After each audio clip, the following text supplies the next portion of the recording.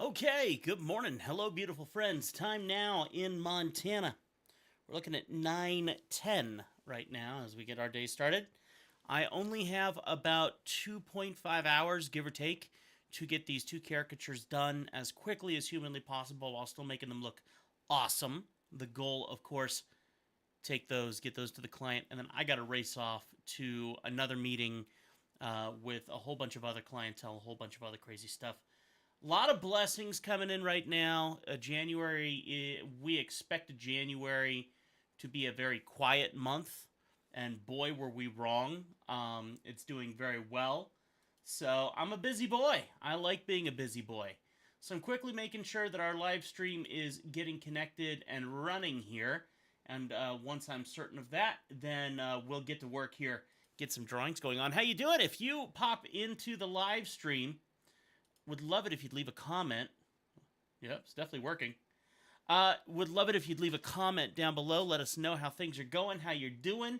If you've been a fan of the channel for however long it's been around, would love it if you'd let me know as well. That'd mean a lot. Looking a little buzzy. I'm gonna see if I can push a little bit more bandwidth into this, since we're doing so good with this computer and everything like that. Let me see if it'll let me. It may not, and if it doesn't, then oh well. Output, here we are. Let's see what happens if we push this a little bit further and try to make it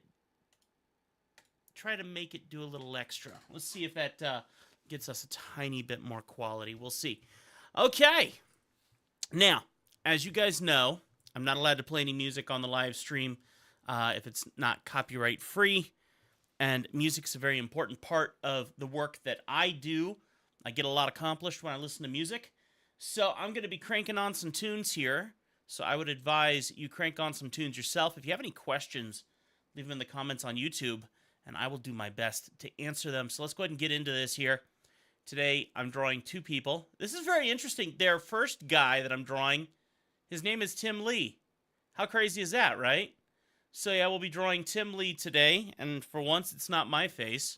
Not a bad-looking fella. By the way, you should see his eyes. I'll zoom in on his eyes a little later and give you a taste of those pearly blues. They're quite intense. And then we got Vaughn Spain here, and it looks like we're going to have a little bit of fun with her because she's got the proverbial duck face going on. So how do you exaggerate something like that? When that is the only piece that the client gives you to work with, well, guess what? We're about to have a good time, my friends. We're about to have a very good time. So let me crank on the tunes here. And, of course, I think what I'm going to do is a little bit of... Oh, I don't have Spotify on this computer anymore. Oh, no! Oh, no! Whatever will I do? That's the beauty of YouTube. I think I'm just going to put on some James hype. He's got a good beat. He'll keep me going. And so if you've got some music that you like to listen to when you're drawing, tell me what that music is down below. Would love to see what kind of music you love while you work. So I'm going to do some James hype. All right. I am a person who believes in clean content as much as humanly possible, at least here on my YouTube channel. But that doesn't mean that I listen to the cleanest content myself. I certainly just try to keep it clean for my audience as much as possible. So in saying that, if you're looking for some good music, James Hype is very good. But he doesn't keep it clean, just to let you know. All right, you've been fairly warned. Let me go ahead and crank on his Space Miami 2025. And we'll get ourselves going here. All right. Let's get this show on the road, shall we? Let me switch over here. Don't forget, I will shut down all my audio and talk with you if you have any questions for me, okay? Let's get started on some work today, shall we? We have a very limited amount of time. Let's crank up some awesome art. Here we go. We're going to start with Tim. Good-looking fella. Look at these eyes. Look at these eyes. They are explosive blue eyes. We're going to have some fun with that. And that big beard. This little curly Q right down here is interesting to me. So we'll see what I start with.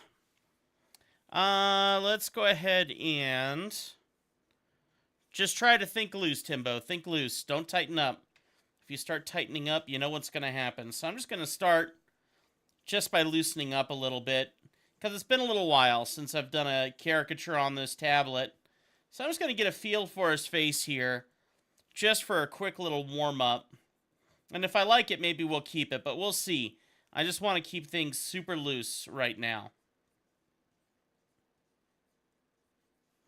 Not even really looking so much at his face yet.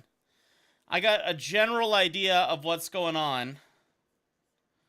So I'm seeing if I can keep it in there.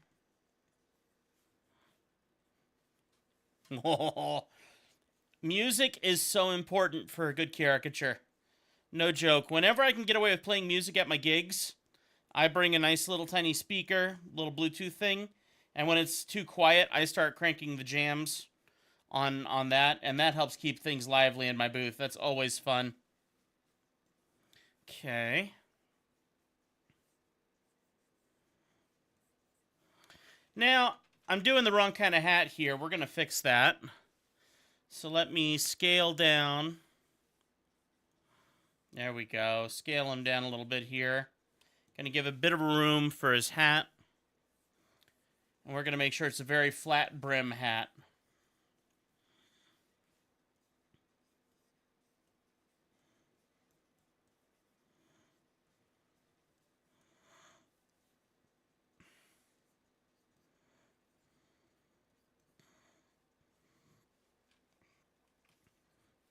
All right. That's a very interesting first sketch. Not miserable.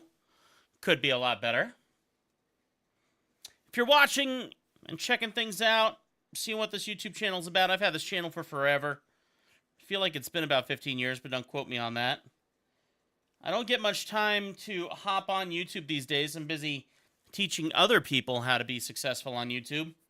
So when I hop on here, usually it's a live stream or something. I try to at least spend some time with you guys, but I got to keep it quick, and I'm always bouncing around.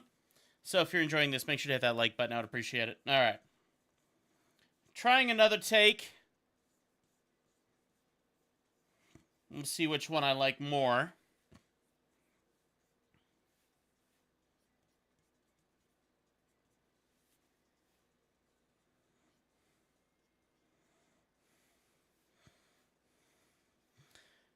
He's got some fun expression in his eyebrows, so I kind of want to make sure I keep that idea. And his eyes technically are quite small for his face, so kind of rolling with that too is going to be important while still getting that blinding blue eye, which I will hopefully share with you in a little bit how we do that if I don't run out of time. I shouldn't run out of time, but I ended up getting really into this and always want to do a good job, and so when I'm in my studio and not in a forced scenario like being at an event, I take my time, and that can often hurt me. So we'll see what happens today.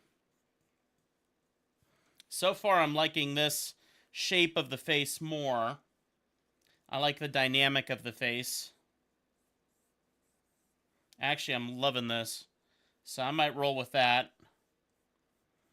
The further I go, the more I like it. I'm liking this one so far, so we're going to delete the first one. All right, I like the weight that I put in the beard and the counterbalance with the ball cap. I think that's a good balance. So we're going to roll with that. Oh! Cancel. There we go. For those wondering tech, today I'm rolling out with a Huion, and I think this is a 24. I don't think it's the Pro. It only does 1080p, which is still perfectly fine. And then for my controller that I'm using to make changes to my brush and things like that, I'm using a very old G13 left-handed keyboard. It is fabulous because I can zoom out, zoom in, I can rotate my canvas, all without having to move my hand from my keyboard. Now, you can do it with a regular keyboard, but look up left-handed keyboards and prepare to be very, very inspired, okay? That's what's really going to happen. All right, so I like this. Obviously, this isn't a good match to him yet, so now we're going to start finagling this shape and start making it look more like him a little bit. I can see a likeness, but we can do better. So let's start figuring out some more of the details. Maybe we'll go into our G pen, and I'm just going to drop my stabilization way down on the G pen because I don't want There we go. I don't want that much stabilizing yet. I just want a very basic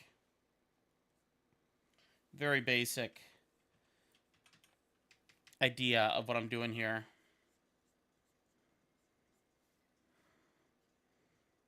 He's got some very fun, expressive eyes, so I want to get those eyes.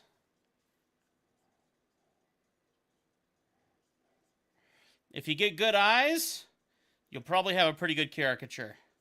That's always where I start. And when I start to feel it click in, then I'm like, we're in the pocket, we got it, you know. But it takes a bit to get there.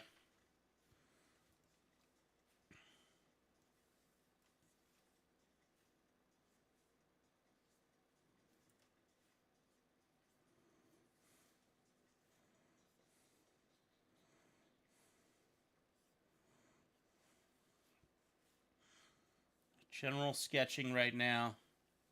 It's getting that feel.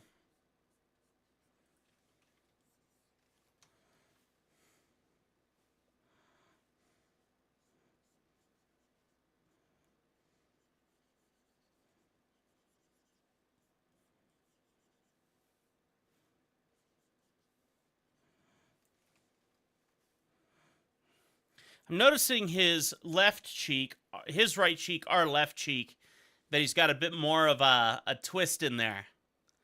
Kind of a partial grin. So I'm trying to show that, and I'm doing it on the opposite side of the face, but going to really try to get that to show. Also noticing his front tooth here is not quite level with the other teeth. So getting this shaping of the tooth here, maybe not the overlap, but certainly just a little bit of that rise of that tooth, I think will be in a somewhat important function. So we're going to see how true that is here in a minute.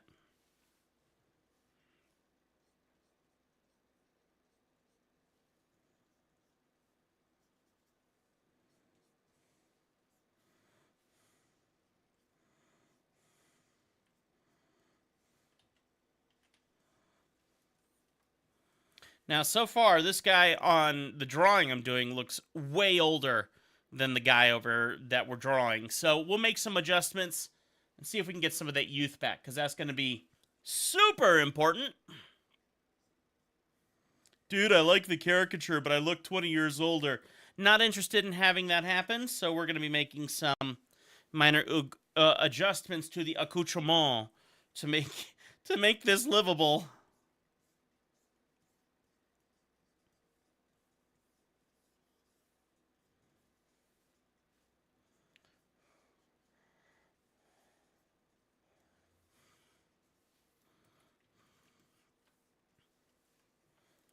So part of the problem I'm having here, I'm going to merge these two layers together because this is only a sketch layer right now. By the way, I apologize when I turn my head away and the microphone gets worse. I can hear that in my ears, so I know I'm doing that to you, and I'm so sorry. Let's see. So we're going to grab... I'm thinking we're going to grab the nose and the eyes and compress them together a little bit. Where's that layer? Keep original image, change vector, keep aspect ratio, turn that off. And I'm going to squeeze all this down, which should give him back some youthfulness because you're squeezing the features together. And removing a lot of the line work in the background is going to help too, because that we're giving him proverbial wrinkles, which I don't want to do, but you'll see. You'll see. I think I know what I'm doing. Like I said, if you've never been here before and you're just checking this out, I'm a very, very busy man. A very busy man. And it's an honor to have you guys here. If you do enjoy it, make sure you hit that like button. I've been teaching caricature for forever. Alright, so it's going to be... And I don't know how they would prefer this look, so I'm just doing like the TXRH for Texas Roadhouse. We'll see. I think I've done that in a couple of the other caricatures I've done for them in the past, but we'll see. I could pull up my originals on that. So far, I don't mind that too much. I think we might take that a bit further now. So I'm going to merge that with the layer down below. Now we're going to fill up our canvas the way that we want to. And like I said, I can't play any music for you guys, sadly. So if you're bored out of your brains right now just listening to my voice, I want you to find some really crazy music, and I want you to get it cranking, and I want to help you get in the mood if you're working on some artwork yourself or whatever you're doing. Go find some music that's going to get you dancing in your chair. Enjoy yourself. And let's hang out together, do some drawing work together. Get some stuff done, right? Let's pay some bills. I got some James hype going on over here. All I need is that oomta, oomta, oomta, oomta, oomta, and I'm a happy cowboy. Does the angle of the cheek fold change the age? Absolutely. That's a very good question there, Diana. Let me turn down my music a little bit here, and I can quantify that a little better. So it's not so much the angle of the cheek, because it is important to make sure you're following what I call the muzzle of the face, which I've taught about in several of my older videos. But the important part more so is not going too thick on that line. If you go too thick, you super age them, because remember, the thicker the line, that represents shadow. So you don't want to go too heavy. Now, if you look at his left cheek, our right cheek, or vice versa, excuse me, his right, our left, you can see a lot of shadow in that crease. So you can get away with a thicker line. But the cheek on the other side, it is a line, but you could quantify that as a much thinner line. And it would absolutely be wise to either negate it or keep it very, very minimal, or at least don't connect it to a final point. So for me right now, if you look at what I have a line here, but that line isn't connecting to anything. This one, I'm going to make it a little thicker because I want to put more of the shadow under there. And then what we're also going to end up doing is we're going to compress a lot of the face together here. And that's really going to bring out some more of the youthfulness.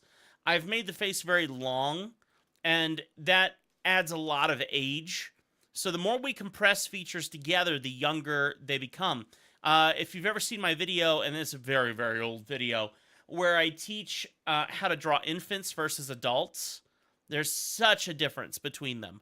And if you simply utilize that lesson and you simply lengthen the face out, you can control the age by lengthening the face properly.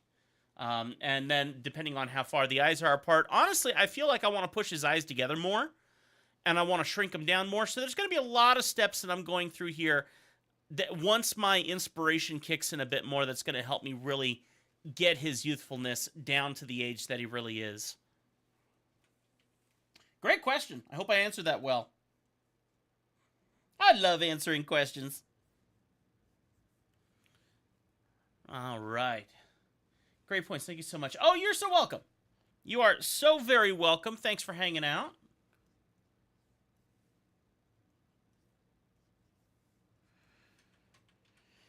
So, let's see.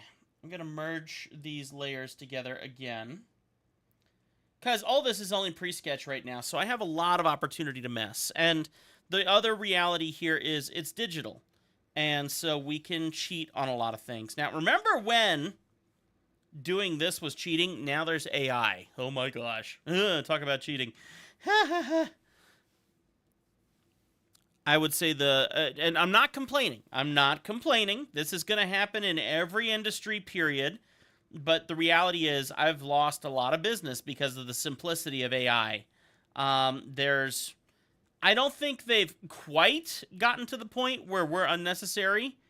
And I make more money out of caricature gigs than I do out of caricature commissions these days, because that will never go away. An AI will never take the place of an entertainer at a local event drawing caricatures at a local event. So if you're wondering if you can have a career in caricatures on site, absolutely, it's worth doing. There's good money in it, and getting to meet a lot of amazing people. It's super fun. Let's see. Diana says, I haven't tried any AI. And I'm not sure which AI platform does it. I mean, I know Instagram has their own version of Cartoonify and other apps like that.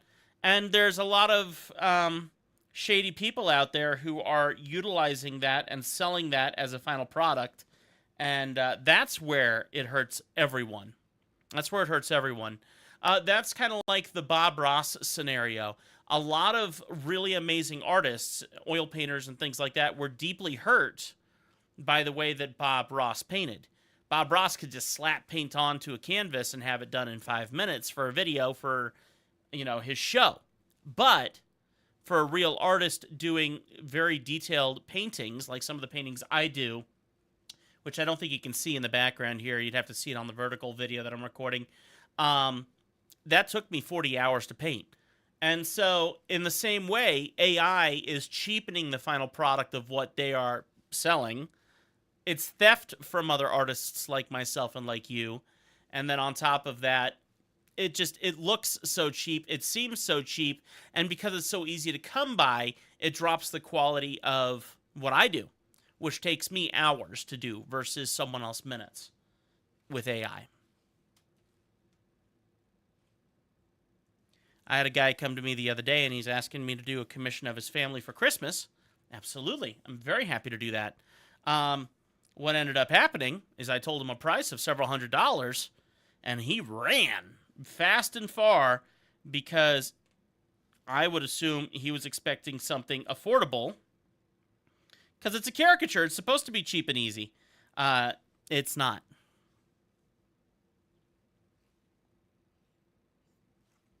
You are very welcome, Diana. You are very welcome. Thanks for hanging. All right. So I'm going in with some inks here. I'm not sure if I'm going to finalize these inks. But so far, I like how that eye looks. So I'm going to call that a finished eye. And we're just going to keep going here and see what we get. I unfortunately had a pretty big issue happen yesterday. I was going to draw these caricatures out while I was taking care of some family. I had a doctor appointment to deliver one of my family to. And I picked up my iPad and my pen is completely broken. And my iPad is like an old first-generation iPad, so I need to get a new one. I'm trying to put some money aside to do that, but that's going to take a while before I can do that. So yeah, I'm not going to be drawing on the iPad for a while. I'm going to be having to stick with my Huion for the next couple months until I can put aside the bank to get a new iPad. Got a little work ahead of me to make that happen, that's for sure. Oh, okay. The other thing I want to go ahead and do here is add some stabilization. I still want my line work to show, but I want a little bit more control of what I'm doing here.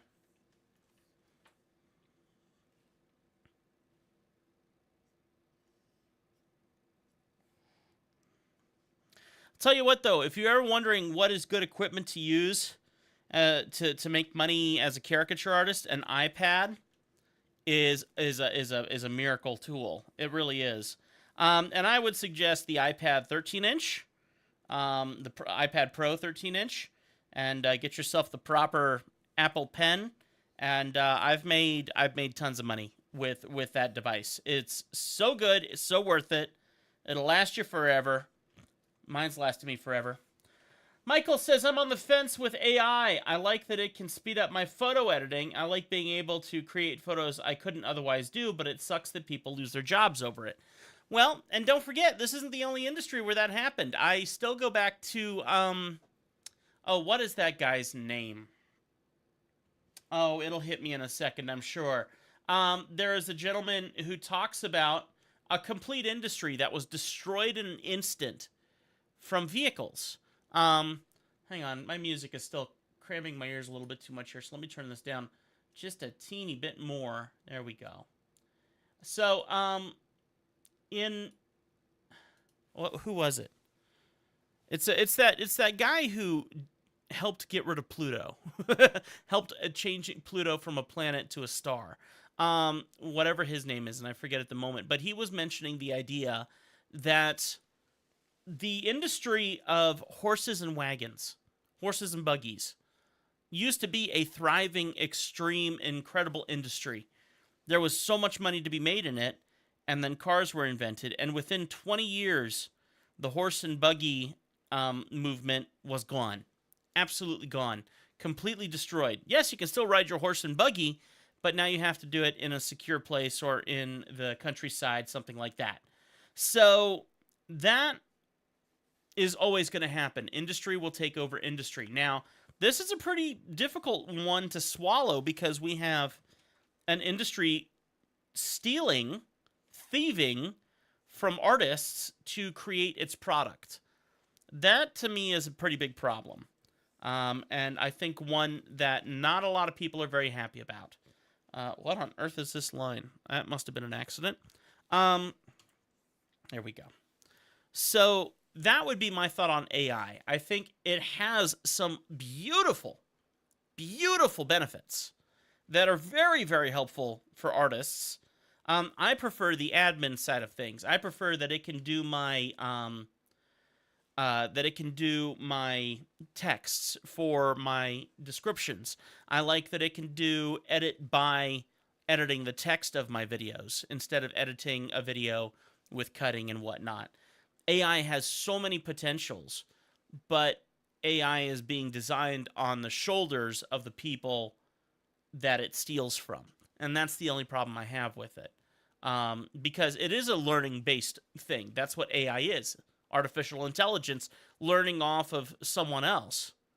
But there are some major flaws. And I just saw one just recently, actually, where if you try to tell AI to make a watch and tell it to put the hands in a very specific place, you'll find that many times the watches will not do that when the AI creates it. It'll make it around 10:10 because 10:10 was the beautiful way to put the hands on a dial for a watch that looked attractive. And so there's so much content with all these different watches all set to 10:10 that there's nothing for the AI to go off of to change those hands.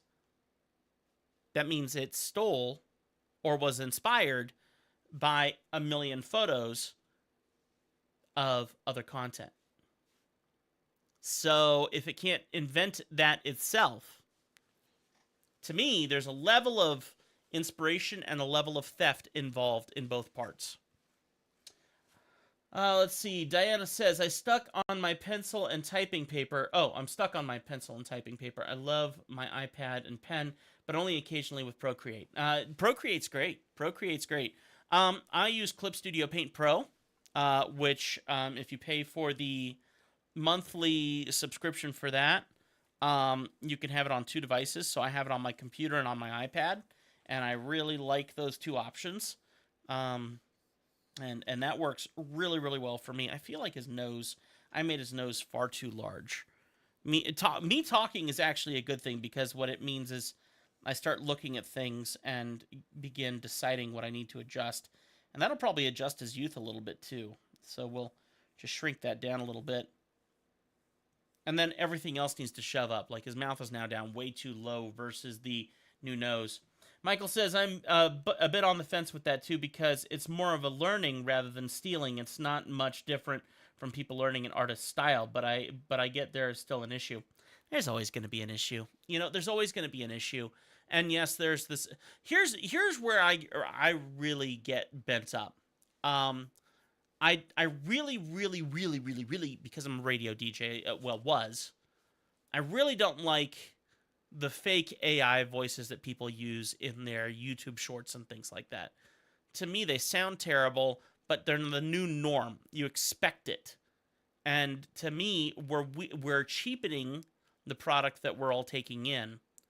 And then the second side of that I have is some of the biggest content out there is being stolen from other creators. For instance, you got Joe Rogan making a podcast that's 3 hours long. Now, his team does go in, create content from those videos, and he puts them on his channel, Powerful JRE. Okay, that's his content. But then you will see a million other people go take his content, recreate his content using AI with intense filters on faces and things like that to blur it and confuse the algorithm so that they can post it and get the revenue off of those videos too. The use of AI simplifying it to cheat the system is where I really have my biggest gripe. I think AI is beautiful to assist us in speeding up creation process because we need to make content. And in this day and age, we have to make a lot of content very, very, very fast. But when it is used so much for theft and things of that nature, that's where I obviously have an opinion, and I'm pretty bold about it. Because people will tell you, well, that's not illegal to do that. No, it's not illegal, but you are riding the coattails of someone else. And there's the problem. Yeah, and let's see. So Diana says, "Good to know, thank you." Michael, oh, those are awful. LOL. I think you're talking about like AI voices. Um, and then Diana Chase says, "Me either." Michael says, "There's the other side too, where I've used it to upscale photos I've taken myself. It's technically not my photo, but it is." Exactly. And there's a side Okay, you're upscaling your photo. So you're doing content awareness, like in Photoshop, where you're adding more photo to the edges. Is that what I'm understanding? So basically, you're saying it's not your photo because it has created an additional part to an original photo that you took. There's the and I got mixed emotions about that. I mean, honestly, part of me goes, "Well, it's your photo. You do with what your photo what you wish." If you're a more purist, well, then God forbid you change those clouds in the sky to be a clear blue sky, or you try to make it more dynamic or whatever. What's your content is your content. Now we're making the image larger. It's adding a detail, basically. I don't see anything wrong with that. We take our camera and you twist the lens, and it goes from unfocused to focused. So if you've taken a picture of something with a low resolution and you need to upscale it to a higher resolution, if there's a way to turn the lens, aka use AI to make your image better, I frankly don't see a problem with that. So when cropping in, for example, so you have a picture that's 4,000 by 4,000 pixels or whatever, it's 16 by 9, which obviously doesn't match with that math, but you scale into something, just a very close piece of that whole thing, and then you want to upscale that to be the original size of the photo. I see nothing wrong with that. That's a tool. That's a tool that you're using on your content. I see nothing wrong with that. But it's still using the same stolen stuff. Is that algorithm? Because I'm thinking you're talking about. Oh, and I wish I could remember the software you're talking about, because I've seen it. I've seen it out there. I don't know if that AI algorithm, if I'm understanding the software that you're talking about, is utilizing other people's content to upscale photos quite like that. I kind of doubt it's doing that. I think it's adjusting the pixels and adding more pixels in, and then quantifying those pixels with its algorithm to create a cleaner image. I don't know. I mean, maybe it might use like photos from the internet, but to me, it still feels different. To me, that feels different.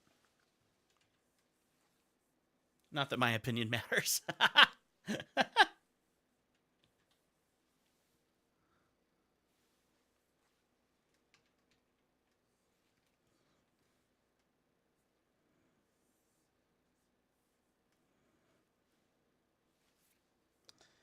All right, let's get this. You might be thinking of Topaz. Yes, that is exactly what I'm thinking of, Topaz Labs. But the Stable Diffusion, like A111, there's also upscale that you use there as well. Okay. I've heard of Stable Diffusion. I've not messed with it myself. Admittedly, I just stick in ChatGPT. Oh, and Grok, because I do have X, and and I subscribe to X. So that would be the two that I utilize if I do anything AI. And it's rather comical to see what happens when you try to tell it to send you a photo of someone or recreate a photo of someone, and it comes nowhere close. Some of the most advanced AI softwares can't recreate a real human quite to the same extent. It's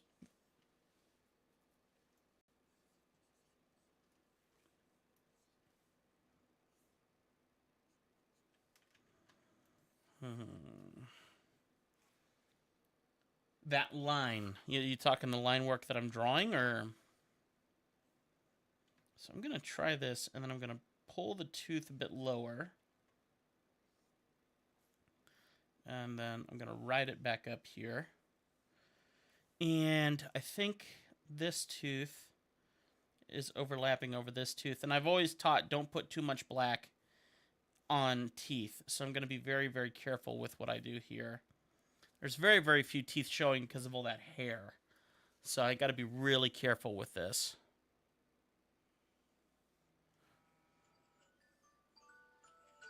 Oh, where's my phone? I hear it going off. There it is. Yoink. Let me check my texts here really quick. Cool. All right, we're doing good. We are doing very good. Very, very, very good. Now, his mouth isn't open very large, and I kind of want to open it and show the bottom teeth because I can kind of see them there. And so part of me wants to pull the mouth open just a tiny bit more and just get those bottom teeth in there. So we're going to try. And I'm going to see if I like it or not. So far, I feel like the mouth is a bit too wide. So, and the same thing with the nose. The shaping isn't quite there. So, I'm going to try starting over again just because if I'm thinking too hard about something, sometimes it's bad.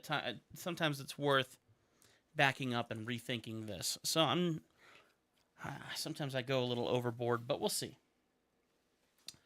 The angle I mentioned earlier from the top of the nostril down to the smile. Oh, I see. I see. Well, and remember, think loose. I mean, like, I can still make it look like him and exaggerate a lot of things, but I don't want to go overly overkill. The other thing is the face is so straight on, I can't see as many details as I would like. It'll be easier to draw the girl's face in this situation than it will be to draw the guy's face. 6 watching right now. Thank you so much. I do appreciate a small favor from you guys, if you would not mind.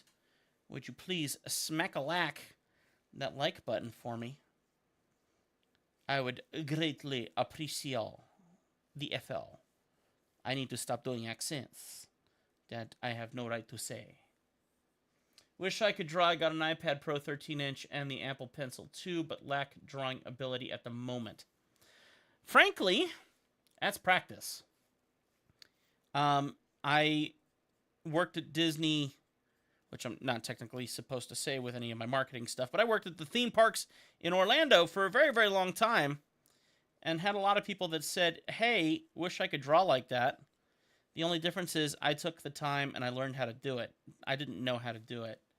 So if you're inspired, then pick up your iPad. You literally have every tool you need to get it done and to make money. So if you want to do that, then all you got to do is start practicing. And I happen to know a resource that I invested years of my life creating to teach guys just like you how to do this. And it's a lot of fun. It's a pretty good life. Maybe not as much money as I'd like, but it's very, very difficult to not love doing this.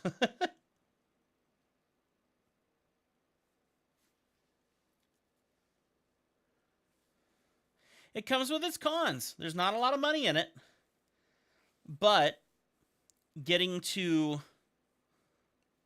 be inspired by other people around you, be inspired by people's faces that walk by you, and the buy-in to do this is very minimal. And in this day and age with AI, events are a really great place. And so when I just walk into a business and say, hey, I'm a caricature artist, I don't have to do much schmoozing to sell myself. I just need to say, hey, I'm a caricature artist. If you have any events coming up and you're interested, let me know.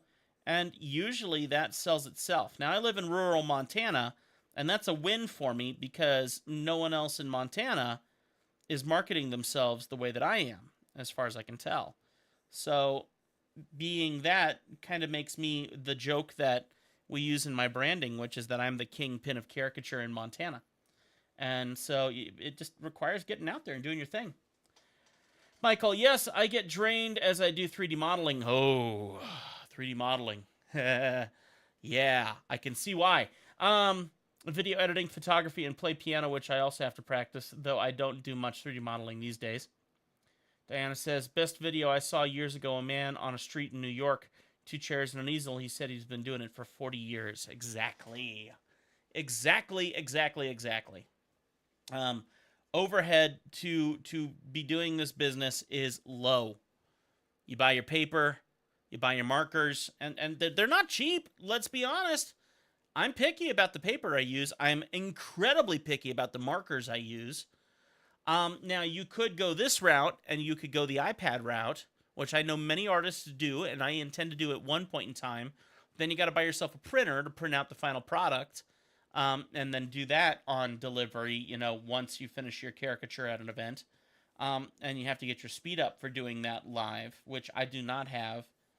I can draw a caricature in about 5 minutes at an event on paper. But when it comes to doing it digitally, that takes me much, much, much longer. That already looks better. So let's turn on the other one. Yeah. All right, this one already looks better, so I'm deleting the previous one.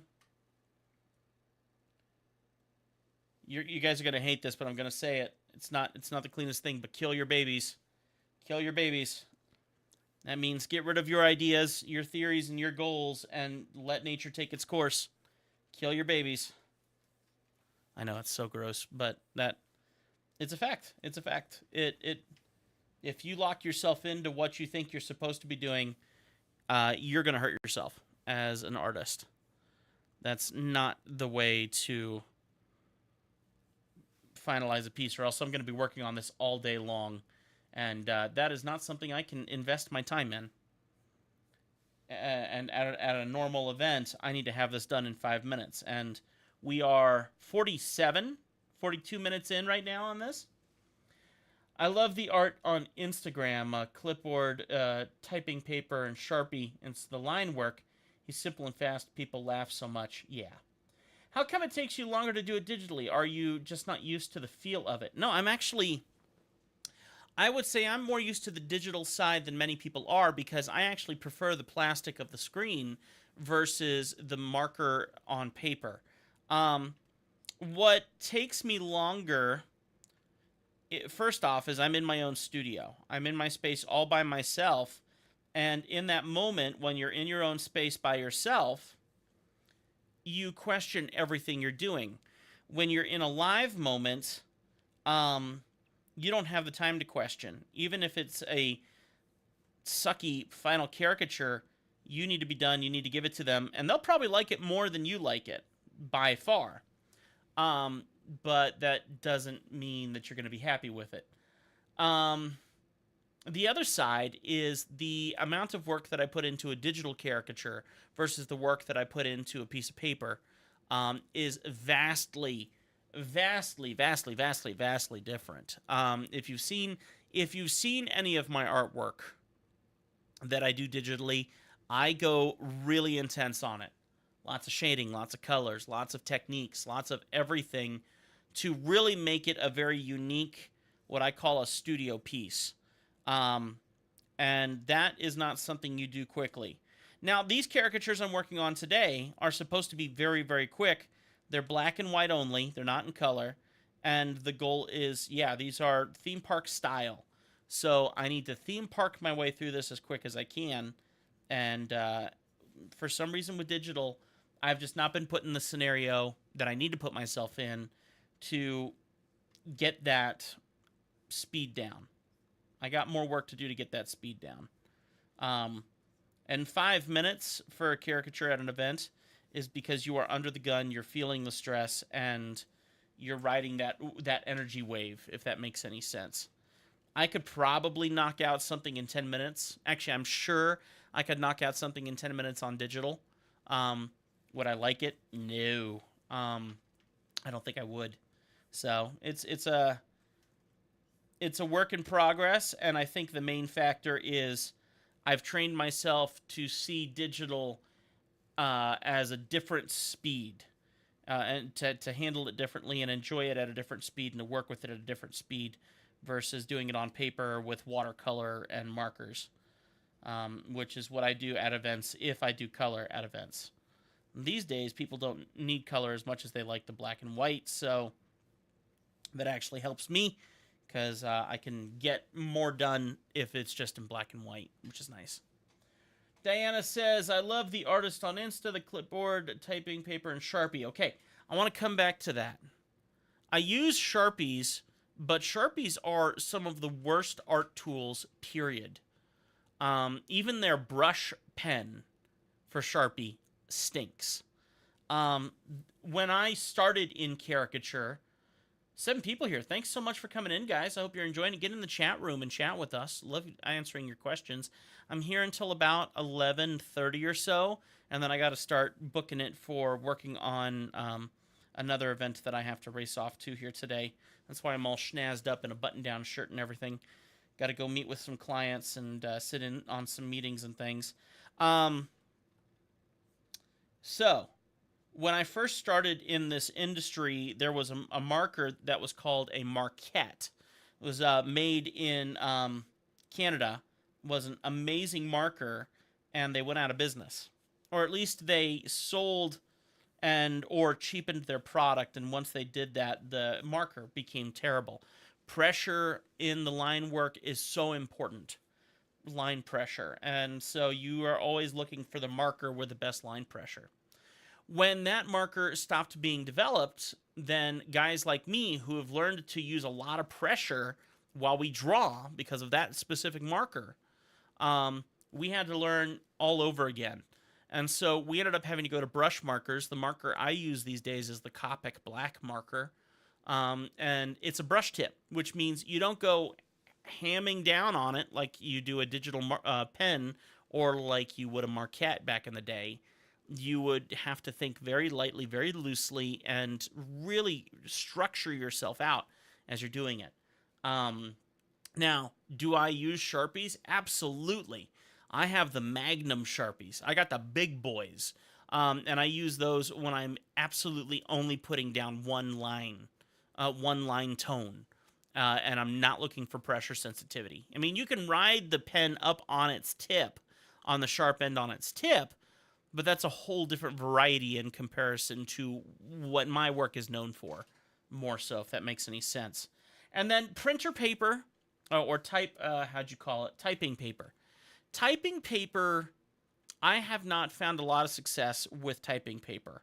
I've drawn, before sketchbooks, I believed in typing paper, and I'd go buy reams of it because I didn't want to have a sketchbook full of bad photos, bad drawings that I did. So I did everything on photo paper or type paper. And it bleeds, it's rough to work with, and not a good final product,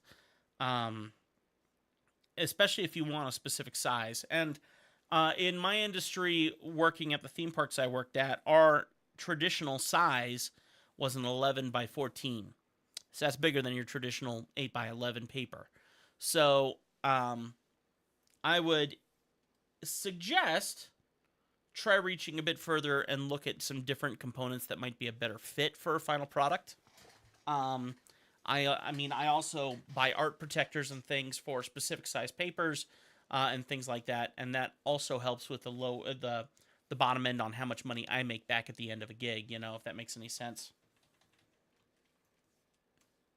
Okay, I'm not minding this. This eye feels too far away right now, so I'm going to merge these. And let's go ahead and pull these eyes together. And right now I'm already thinking too hard about this. And I admit it's been a minute since I've done a live stream, so maybe that's hindering me a little bit too, but we'll see. I feel like the youthfulness is there, though, much better than the first one. Great questions, great conversation. I love this. Thanks for hanging out. I see 8 people in the room. If you do me the honor of smacking that like button, I'd greatly appreciate it, but only only if I've earned it. If I haven't earned it, well, I'll keep trying. How about that? Okay? All right. Drop my opacity down on this. And I kind of like the idea of the mustache hiding the smile, because that's how it is there. His teeth are kind of hiding behind the mustache, so I kind of want that to happen here. Like that. And then I'll just, for now, I'm just going to put in the bottom lip. Bottom lip sticking out a bit too far. Let's pull it back. Better. Let's leave it like that for now. That actually looks kind of funny. Yeah. I'm just going to loosen up a little bit and try to enjoy messing with my line variation here. Thank you. Good to know. No typing paper is not serious. I have tons of paper, but more spendy. Absolutely. But I tell myself it's just for practice. Absolutely. Well, and I'll tell you, there's a lot of people out there who'd be perfectly fine with you to do a final piece for them on printer paper. There's nothing, I mean, I'm going to say there's nothing wrong with that, but I do think that the experience for you as an artist, you can either fight with your artwork or enjoy creating your artwork. And one of the major ways I always fight is if the paper I have is not jiving well with me.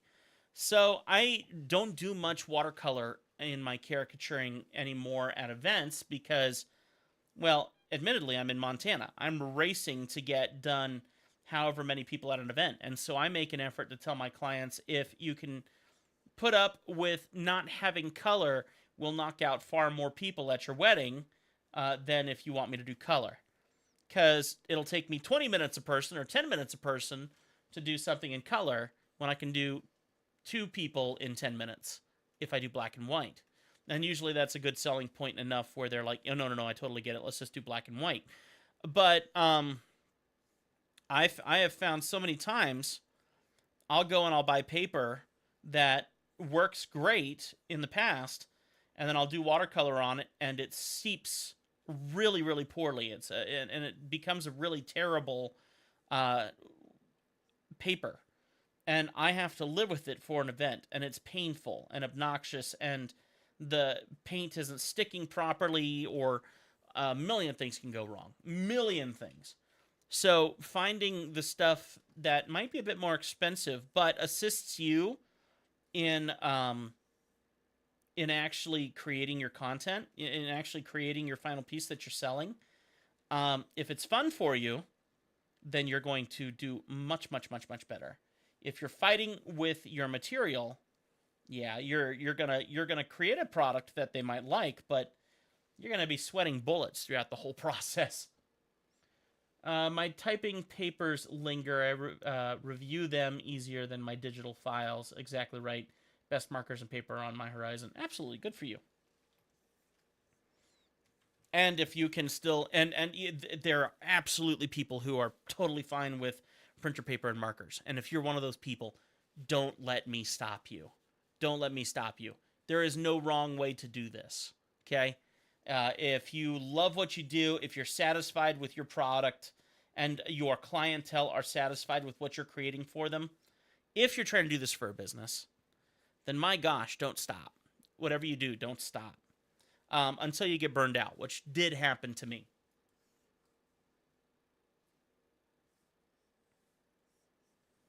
And they make great family gifts. All right, so far, I love this one so much more. Let's see how we did about the age lines, because we put some of this on the previous layer. So let's go ahead and erase some of these sketch marks and see if we can get back some of that youthfulness. I feel like we can. And if so, then I will be more than happy to take this to ink. I really like this one so far.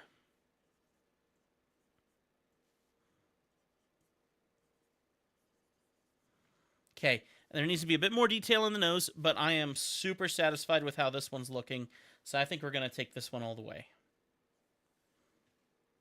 And I'm just going to quickly rebuild his nose just slightly. That way it doesn't look like nothing's going on there. There we go. And I sometimes like to include the highlight of the nose and on the lip. And once again, it's black and white, so that's a big deal too. Thank you for sharing no sales here. No, but that's right about line weight. I get it. Yeah. Yep. Line weight is king. Is absolute king in whatever you're doing, in whatever art form you're doing, especially if you're a cartoonist, caricaturist. Um, I'm a very firm believer in trying to make my stuff look like vector, even though it's not vector. Um, I've burned my family out. I drew Joe Biden. They guessed Clint Eastwood. I can see why that would happen. You put in those shifty eyes. Um, and you know what? That sounds very familiar. I was that way as well. Caricature is challenging to say the least.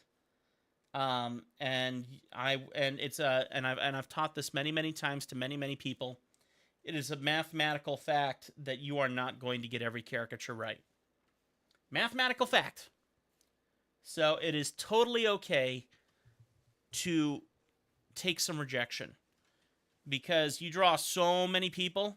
Not everyone's going to like your work. That's just how it goes. That's okay. Suck it up. You can do it and just keep going and do not let it spoil you at all. Just keep hanging in there. It's totally worth it. And when you fail, because trust me, there will be days when I remember working at theme parks and going into work and just realizing that today is going to be a really bad day because my inspiration wasn't there or my hand wasn't communicating with my brain the way that I'm used to it doing, or the weather wasn't playing nice or whatever. There will be days when things just won't go to plan. And that's natural and normal, and that's okay.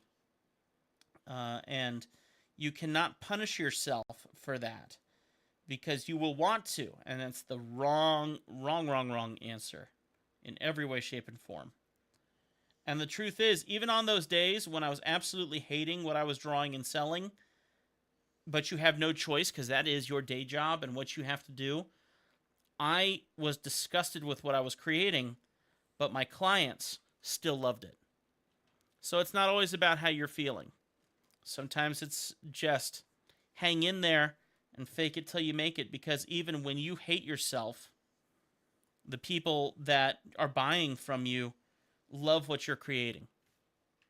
Inspiration does not come cheaply. And you don't always get the luxury of working when you're inspired.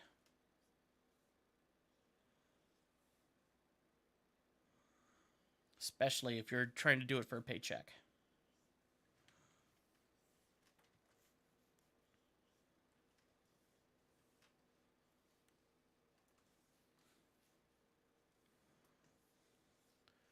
All right, so now I have my stabilization turned up to 61 here, so you can really see it actually cleaning up a lot of the lines. I find symmetrical faces so challenging, but I like what you said about a different angle might help. Absolutely. Absolutely. So drawing face on will always be a challenge unless you're using a symmetrical line tool, which is very helpful, but then at the same time removes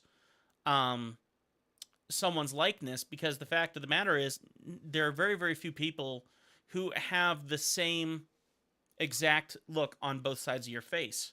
So for you to maybe automatically draw something with a symmetrical line tool, like you can in this program,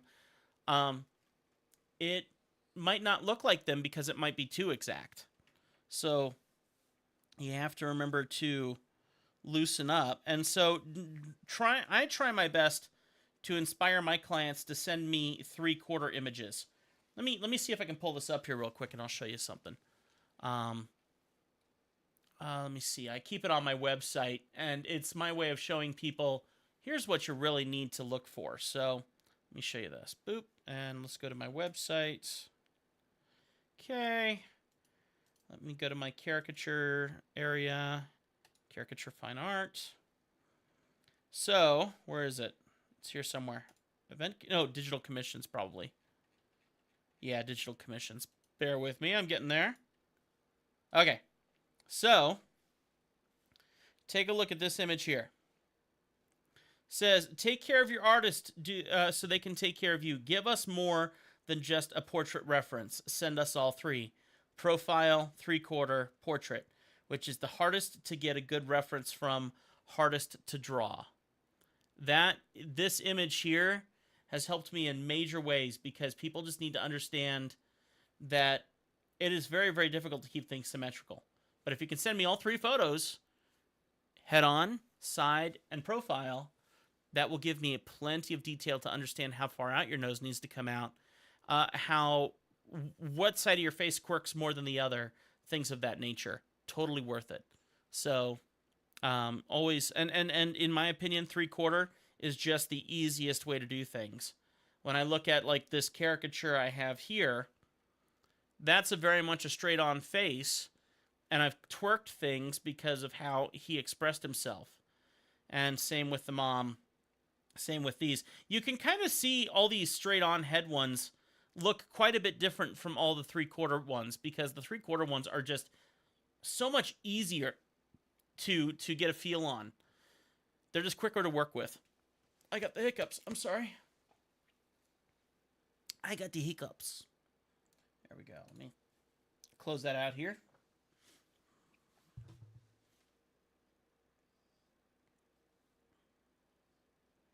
And admittedly, I do a cheater's caricature. So what that means is I can draw a person where my picture is straight on, but I can still, schmoop some, whatever the proper word is, to the right or to the left to give it that 3/4 look. And it's a cheater's caricature, but it totally works, and there's nothing cheating about it. It's the term that I use for it, where you cheat the face even though you might have it straight on. It's much more appealing when you do a 3/4, and it's easier. So why wouldn't you?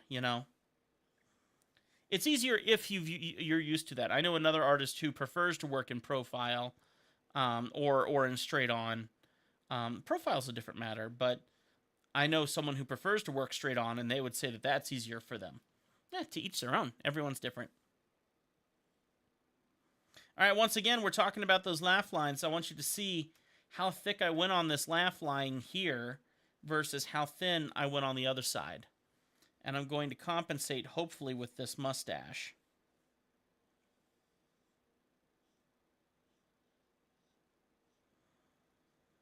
Really trying to utilize all of my pen pressures, though. Really want to feel through all of this.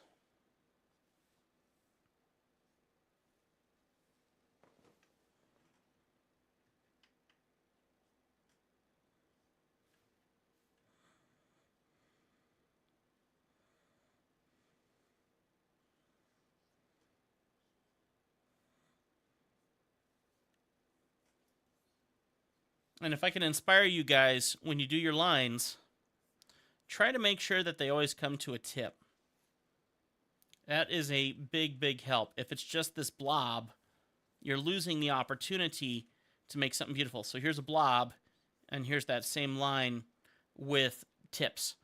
And which one looks more dynamic to you? It's pretty easy to tell. So if you could utilize that line work, trying to keep tips in mind when you are working on whatever drawings you're working on. Specifically if you're a cartoonist. If you're a cartoonist, that is a beauty mark in your work. So always would challenge you to try to get that clean line as much as possible.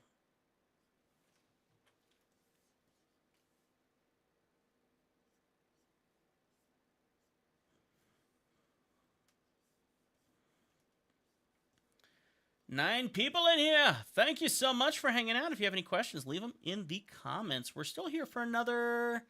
It's 10:13. I'm planning on sticking around here till about 11, I think. 11:30. And then I got to run to another meeting. Because if I'm not doing caricatures in my day job, I'm also a videographer. And I have a video shoot that I'm doing tomorrow. So I got to go meet with my clientele and see what they're doing so that I can help them out. So I'll be running off to that here in a little bit. And then a little later on here this week, in about 2 days, I'm going to be traveling to Billings, where I'm going to be doing a video shoot out there. In February, I have a caricature gig in Kalispell, Montana.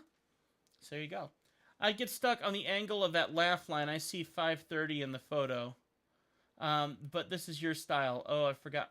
Uh-oh, I forgot my puppy. Well, don't forget your puppy.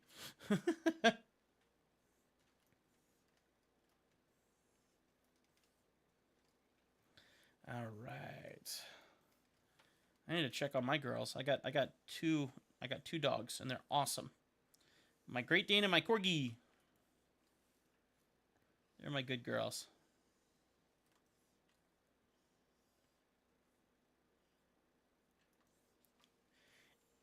The main thing is if you're trying to do caricature, it's very easy to overthink, and if you do that, then you're not drawing a caricature anymore, you're drawing a portrait. And we're not trying to draw portraits here. We're trying to draw caricatures. We're trying to draw a cartoony version of you. We're trying to make you laugh. We're trying to give you something fun. So if you find yourself overly thinking a line, overly thinking a thought, then it's probably time to take a step back, go get a cup of coffee, go get a soda, go get some water, and then come back with a fresh mind. Because I'll tell you this, I've worked with so many different artists who can absolutely draw this completely differently, and it'll still look exactly like this guy.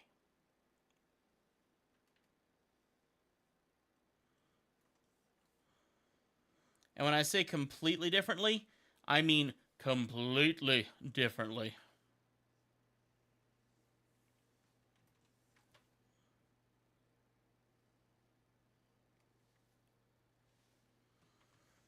Seven people, if you're enjoying yourselves, would you please smack-a-lack that likey button for me? I would greatly appreciate it, but only if I've earned it, of course. These days, I haven't taught many lessons on caricature. I count on you guys to go and check out my old content for that. But when I have a moment where I can come on here in live stream mode and talk with you guys and create some content, then I love doing it. So if you haven't gotten subscribed to the channel, I'd greatly appreciate it.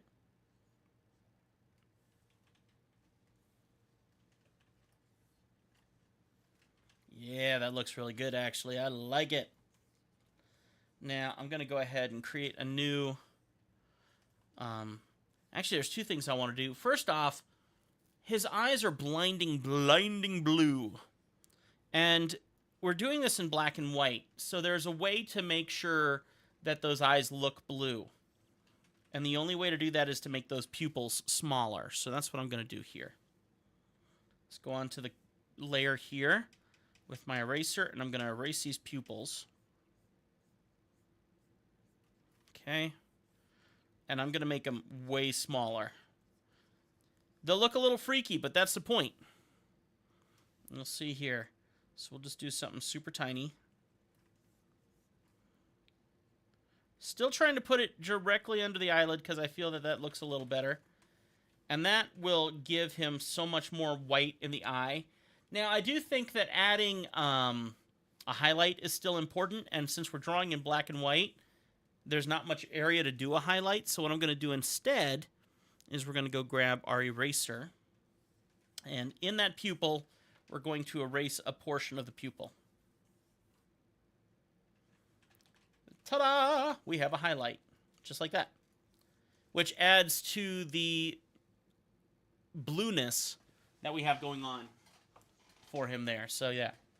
All right, let's work on that Texas Roadhouse logo, which I don't have to, but we're gonna try. And then I also need to start filling in some of these blacks. So, because black and white, I still want that to show a little bit. So let's do. Let's grab my black. Let's do a T. An X.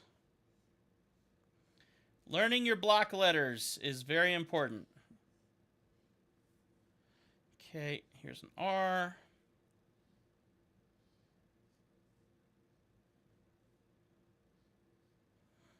And an H.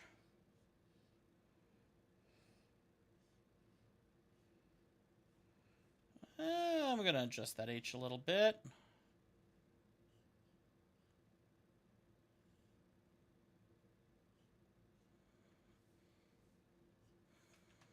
There we go. A little off. Let's try to adjust that slightly.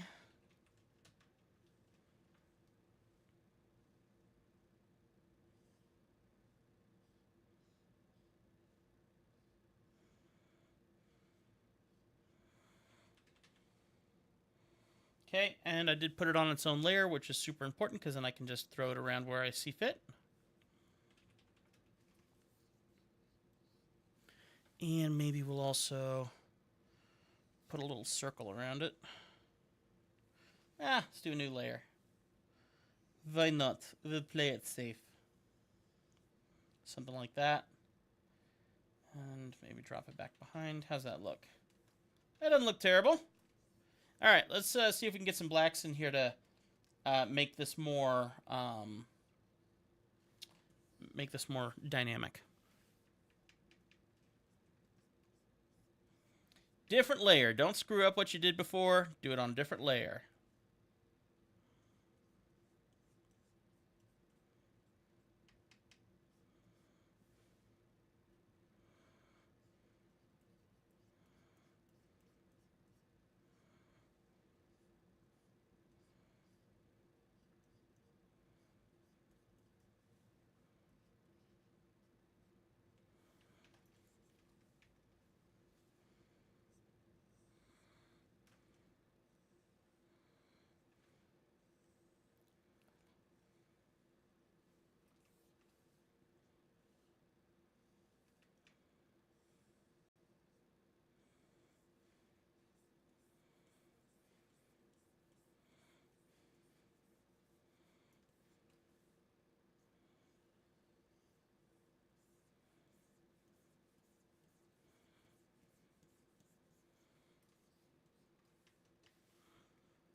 Okay. Now I'm going to go ahead and do some carving.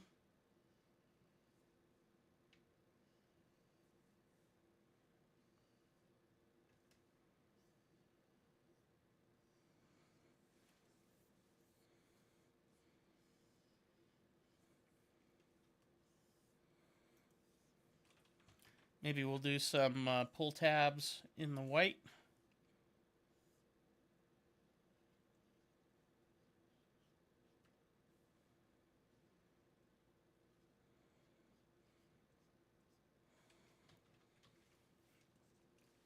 Okay. Maybe try to give a little bit more structure to this hoodie.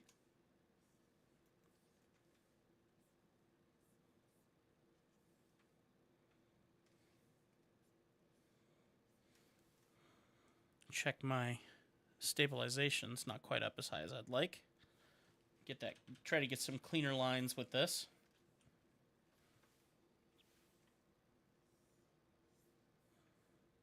That's a little better. Get some black. Yeah, that looks better. All right, let's do something about this hat.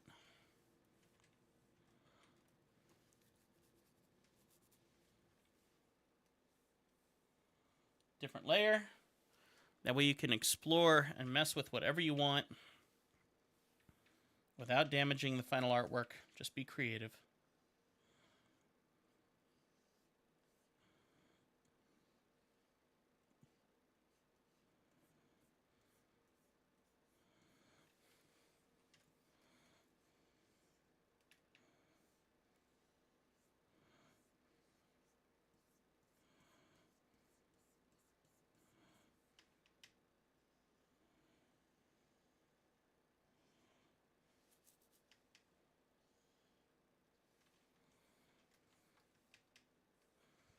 Okay, and since I removed so much detail with the black, we'll simply rebuild it with the white.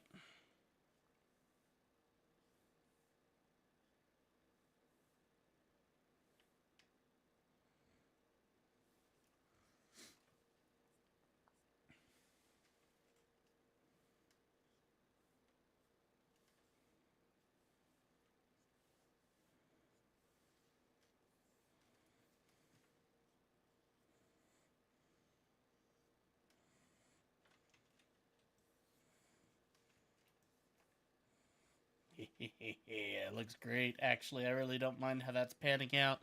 I think we can go ahead and get this one finalized. I'm trying to remember if I put names on the original characters. So let me go look in my original files here. And I'll let you in my inner sanctum here and show you the originals. Let me pull it up here first and make sure I'm not accidentally giving out any kind of important login information or anything. So I keep everything on the cloud. Cloud's super important. Been doing this since as far back as I can recall. So always having your files ready in case your clients lose them. They seem to be pleased that I still have all my originals. So here are my old client files. I got thousands of caricatures in here. Thousands of clients, thousands of caricatures. And I'm pretty sure the previous guy I worked with, his name was Michael, I think. Michael, yep, here we are.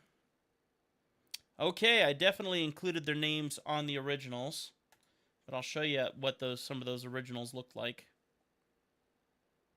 And that'll be important too, because then I'm seeing that I did actually multiple tones instead of just straight up black and white. So we might make some adjustments to ours because they need to match up with what we sold them previously. This was the original buyer right here, Michael. They're blurry because they're still loading.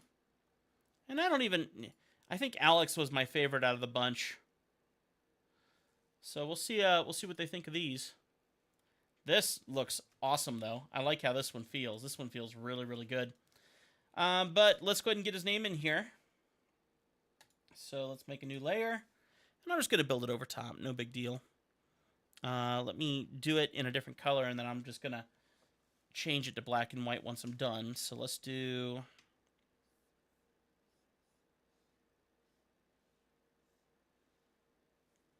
T-I-M.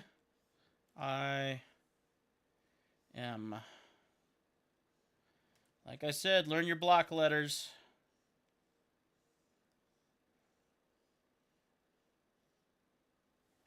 Oops, not quite.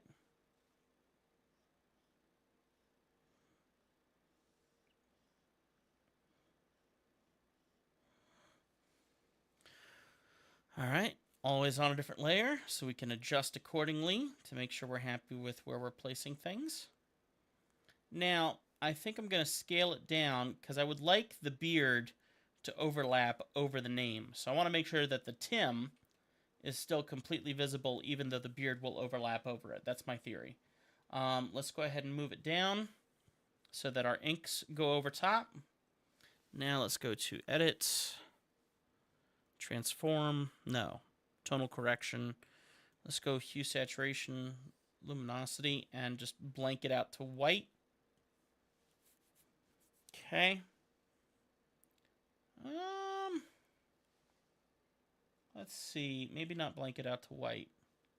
Let's do this. We're going to go Tonal Correction. Can we do a gray? There we go. All right. I'm going to go ahead and do that. Select the same color.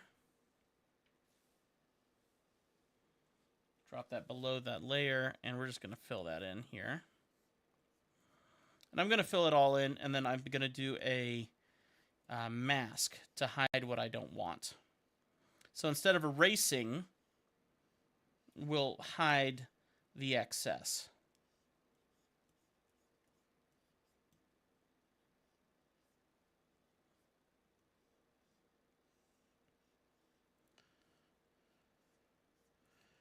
Because we can pull it back and adjust it however we want after the fact. So, let's go ahead and put a mask on this. I'm going to merge, against my better judgment, I'm going to merge these two together. And then I'm going to have to fix some of my line work here. So then we'll add the mask to that, which we will use the eraser on, but it's still a mask. So it's not erasing, it's merely hiding it. Okay, kind of like that.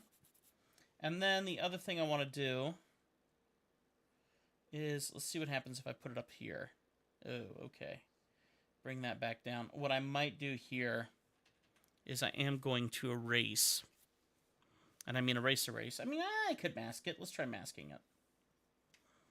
So I'm going to remove the bottom of the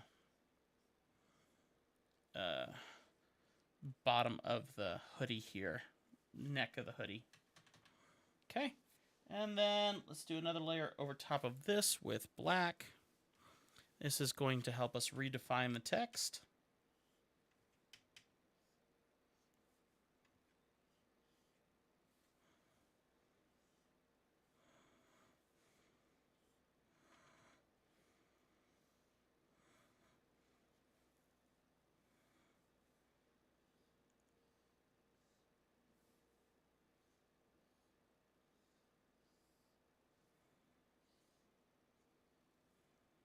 There we go.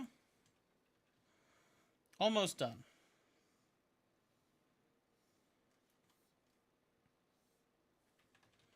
Okay.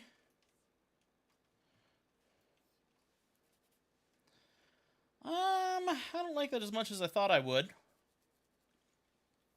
It doesn't mean I can't fix it. So I think what I'm going to do is we'll delete everything. Not everything, but I'll delete the name. Okay. And then I think we're going to take all the layers, we'll put them in a folder so I can move this guy around within a single folder. That way I have less chance of messing him up. So I'm going to raise him up a little higher in the picture. Okay. And the other thing I want to do is, let's go in here to our hoodie. And I'm going to go ahead and black it out all the way to the bottom. And for now, just until I change my mind, I'm going to go ahead and erase his pull tabs, or whatever the proper term for those pull strings would be. Just going to paint over them, because they're basically erased from the black as it is. Okay. Just shape up the hoodie.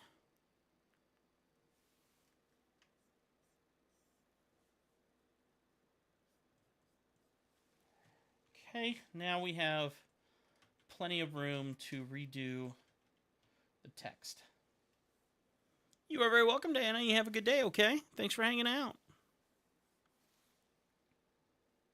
All right. Let's go to a new layer, and let's draw in.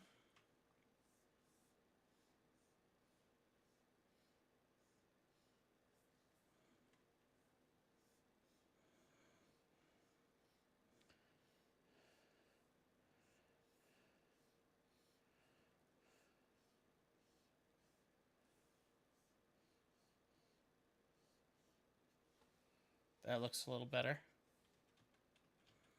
Yeah, that looks much better. And I still may be able to get that beard to overlap. We'll see.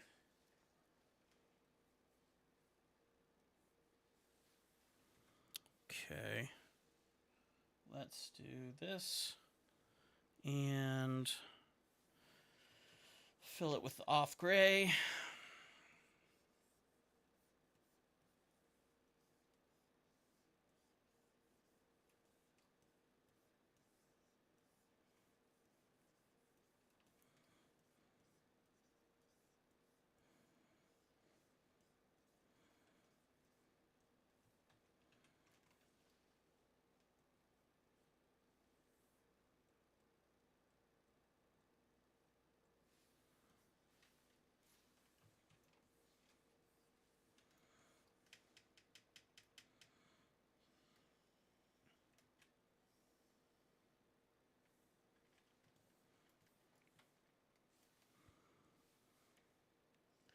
All right.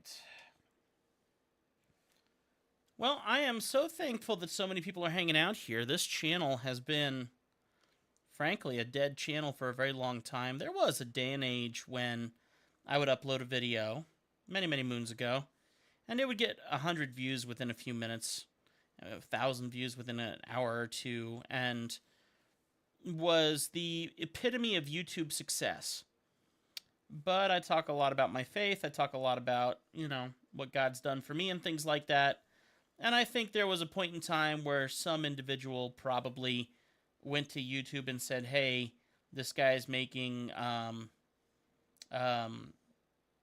whatever remarks, and they're like, okay, and I ended up getting blacklisted. And the main problem with that is, even though I have however many subscribers are on this channel, 14,000, they never got notifications that I was uploading new content. So I would make a new video, and it would only literally get 20 views in comparison to the several hundred I would get in the past.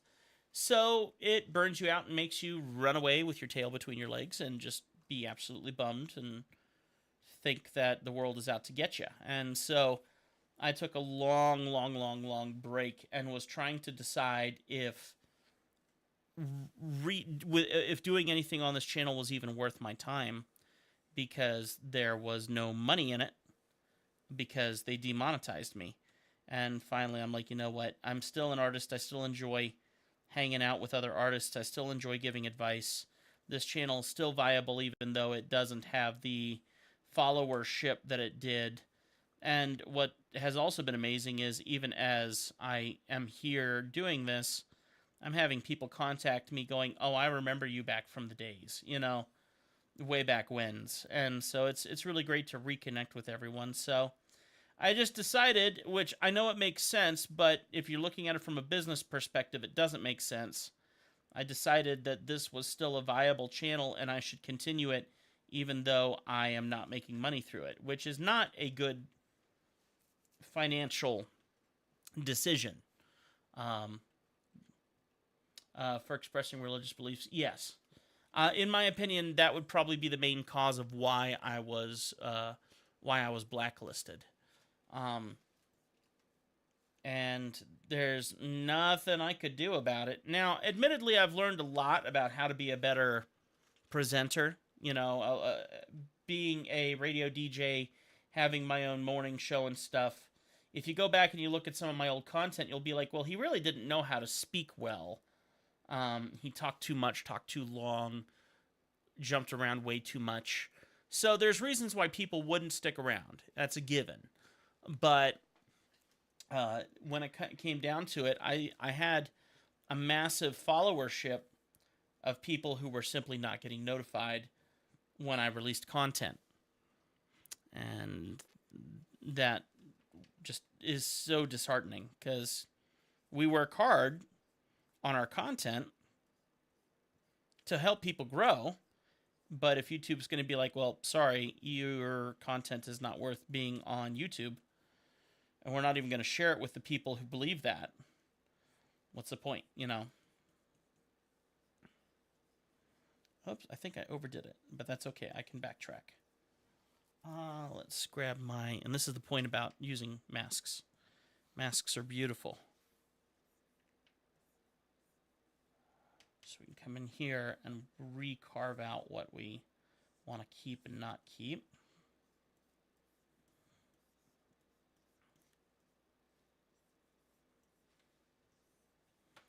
Thing is, anyone can report you to Google. Anyone. And so if someone thinks that you're talking about your faith is considered hate speech, maybe because what you believe is different than them, you'll get docked, because the automatic system will dock you without any kind of verification from, anyone else. That sucks. I'm atheist myself, but wouldn't stop watching someone because of their religious views. I think too many people these days are too concerned about people having different views and opinions. Isn't everyone allowed their opinion? And isn't everyone allowed to express their opinion?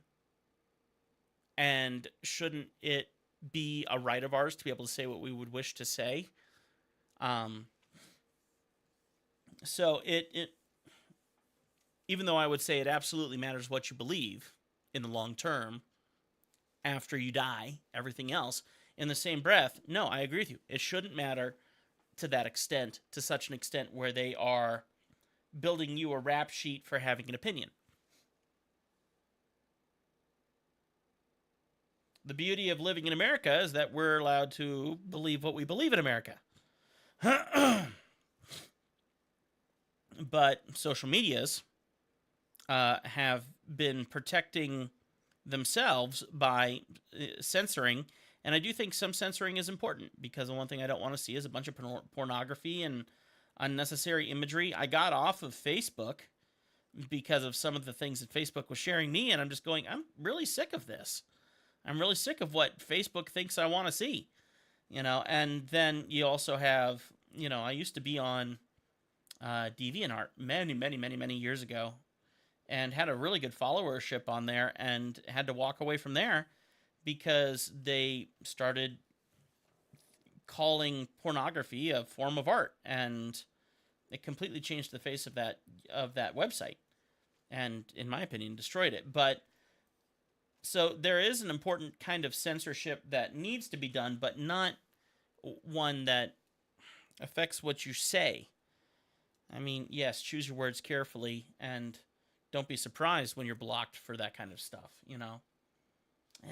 There's so many angles to that, because someone who is in that realm would call what they're creating, free speech. So many angles to that, for sure. All right, signature time.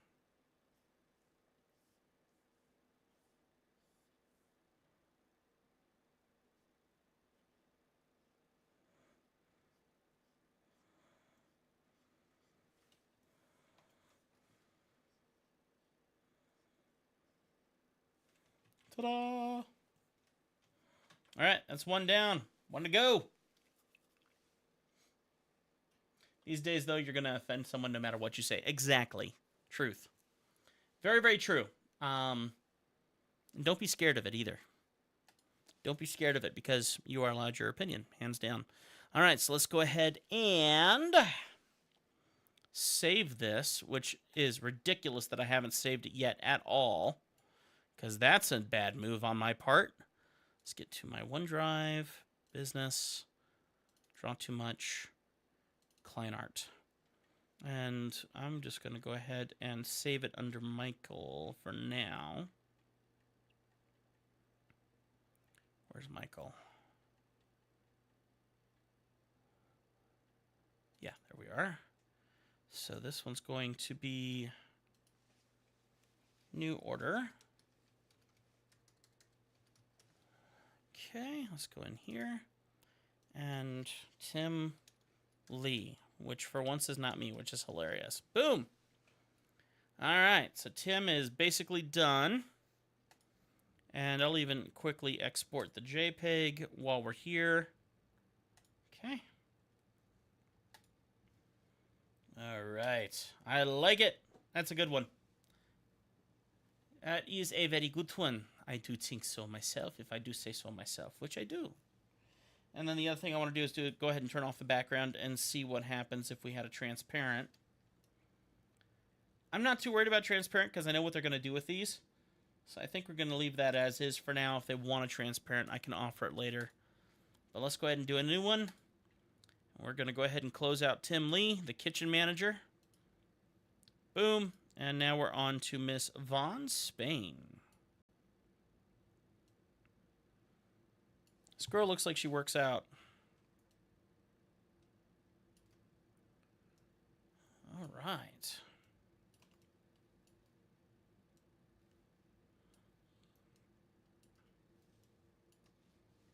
Let's get sketching.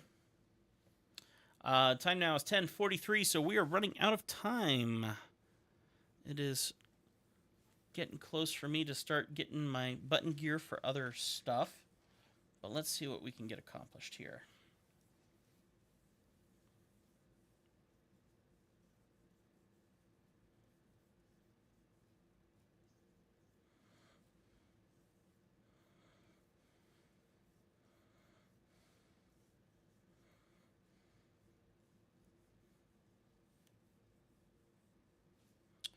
All right.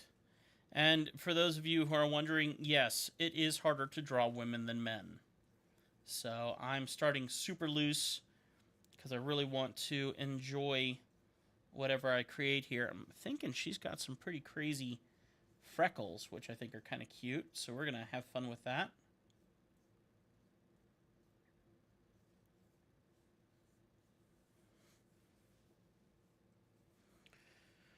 Alright, let's go ahead and give her those glasses. Like I said, if that's the only photo provided to me by my client, then that's the one we're going for.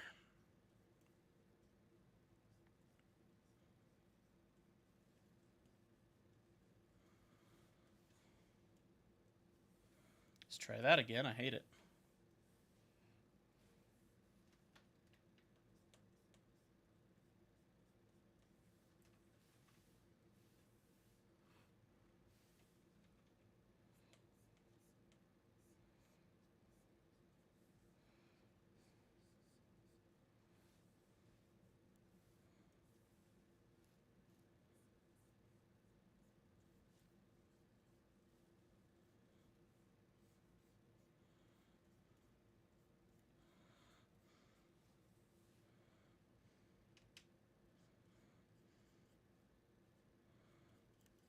I think she's got a nose septum, so I'll put that in there for now.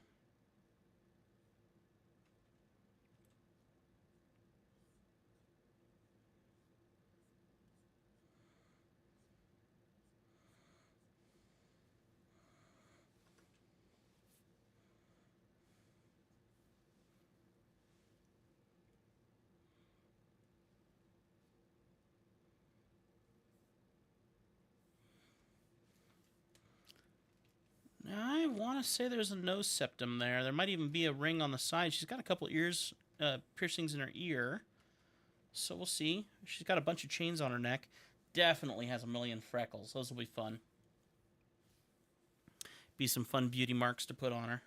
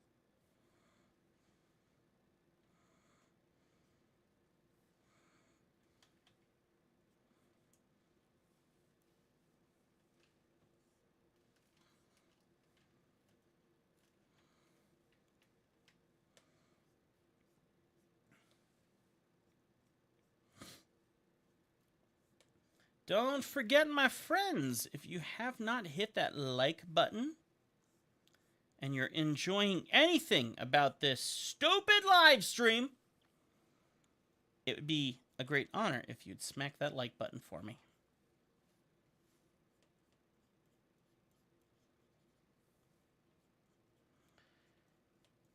I also love when you get into the chat and talk shop with me. Do not be afraid to ask questions.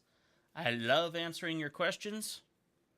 That is the main, very selfish reason why I get on here, because I really enjoy connecting with other people and helping them in their art.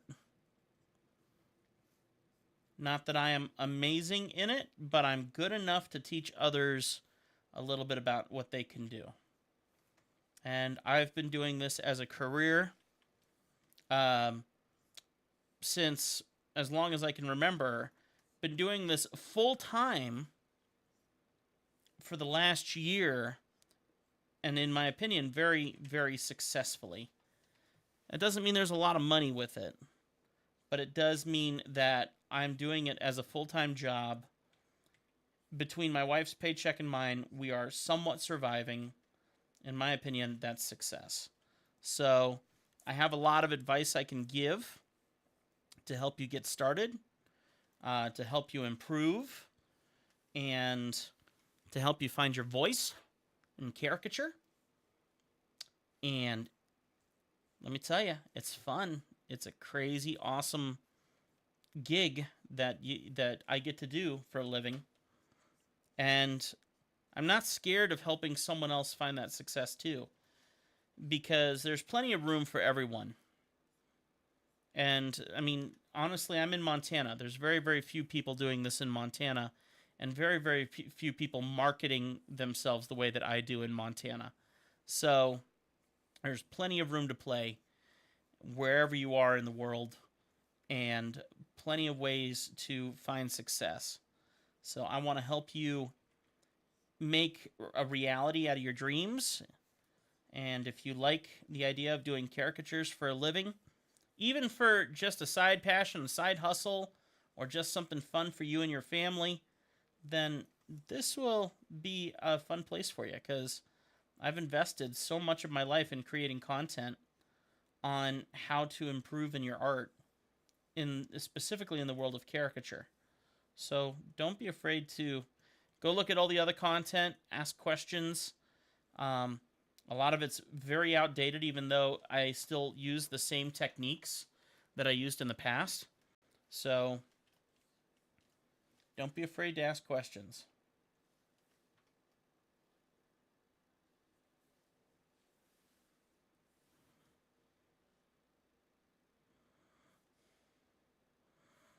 See how quickly that one came together? I wasn't thinking about it too much.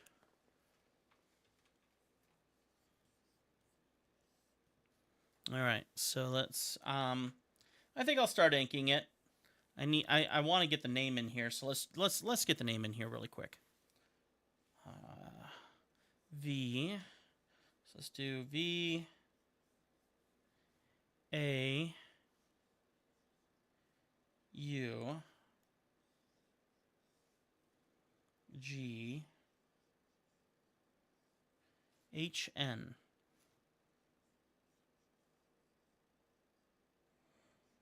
And I'm not trying to do anything clean right now. I just want it in the scene. That way I can have a very basic idea of placement around her body.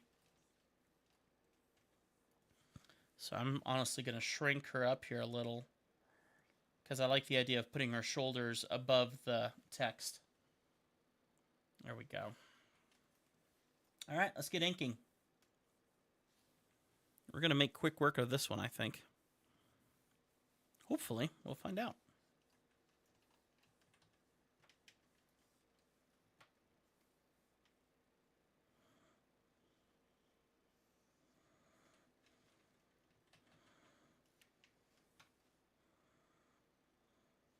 Like I said, if this is boring for you, may I advise putting on some wicked music of some sort and dancing, enjoying the groove.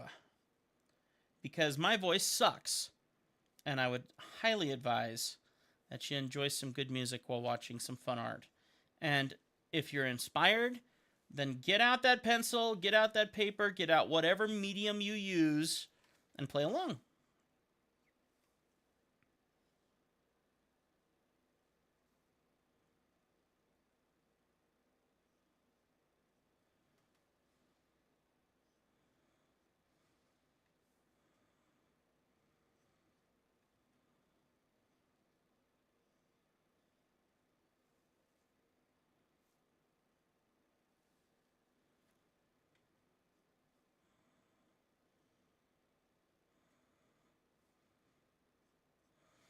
Pay attention to that line sensitivity, my friends. Told you about that in the previous drawing. Still holds true.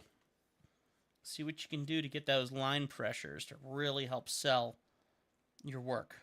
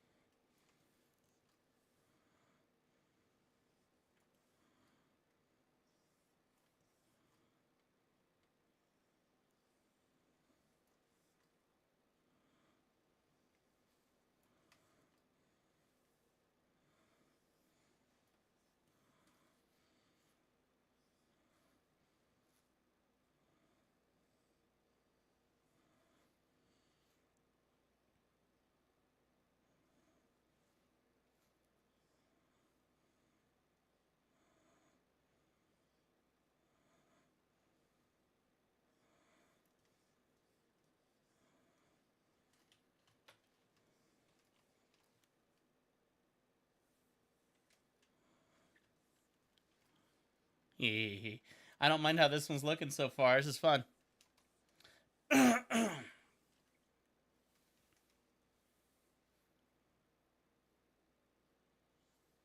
Now, while I feel she is slightly butch, and please don't take that in a wrong way. I actually really, I think she's very attractive. Uh, but I'm noticing how big her muscles are, and her muscle structure is. So this girl takes very good care of herself, and I would like to reward her for that in this piece somehow. So we'll see what I can come up with. Because femininity is important, but while that femininity is important, she also obviously carries herself very strongly. And so if I could find a way to demonstrate that in a positive way, I would like to.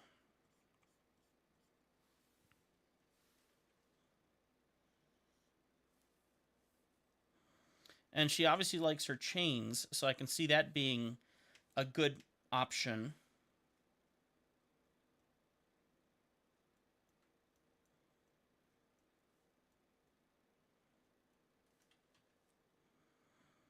And freckles are definitely a fun beauty mark that absolutely needs to be highlighted.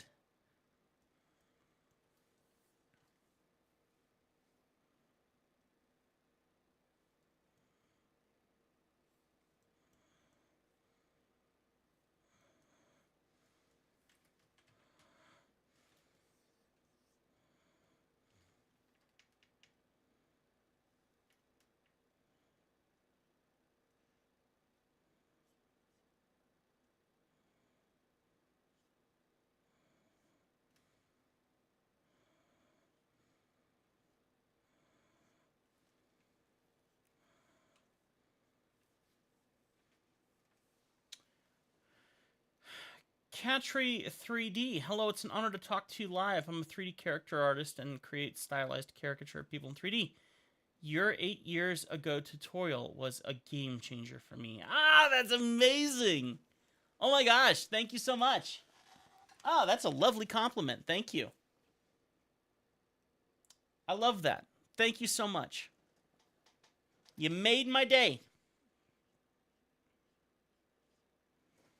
I hope you're doing amazing things with your art.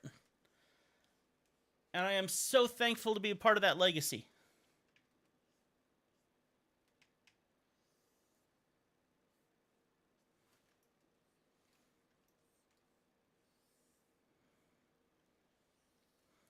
If you have an Instagram handle, Twitter handle, or YouTube, share it on here if it'll let you. It might not, but try to share it on there. And when I get a free chance, I would love to see some of your work.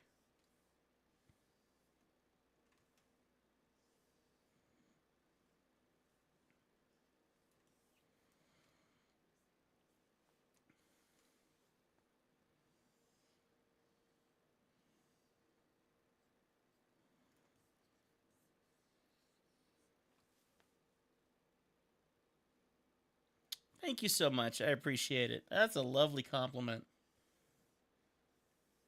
My big joy over all of this time of doing this is watching people grow and become much better artists than me. So it's my prayer personally that you took any advice that I gave you, and I hope that you are absolutely destroying what I do. I mean that. I hope that you are taking that and you are running with it and you are creating something bigger, better, and more beautiful than I ever have. That's my success, is seeing you succeed. So please continue to do that. Keep making your art and keep doing that. Keep blowing my mind, okay?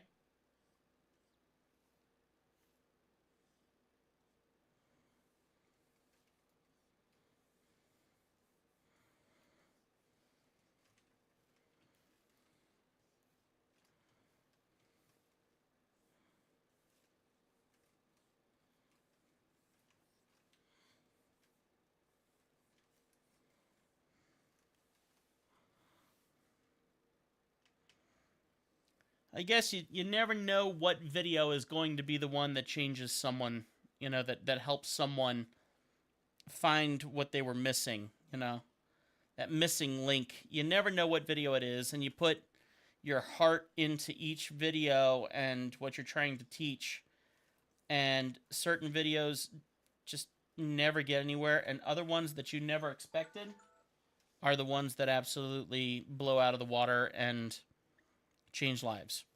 You never saw coming,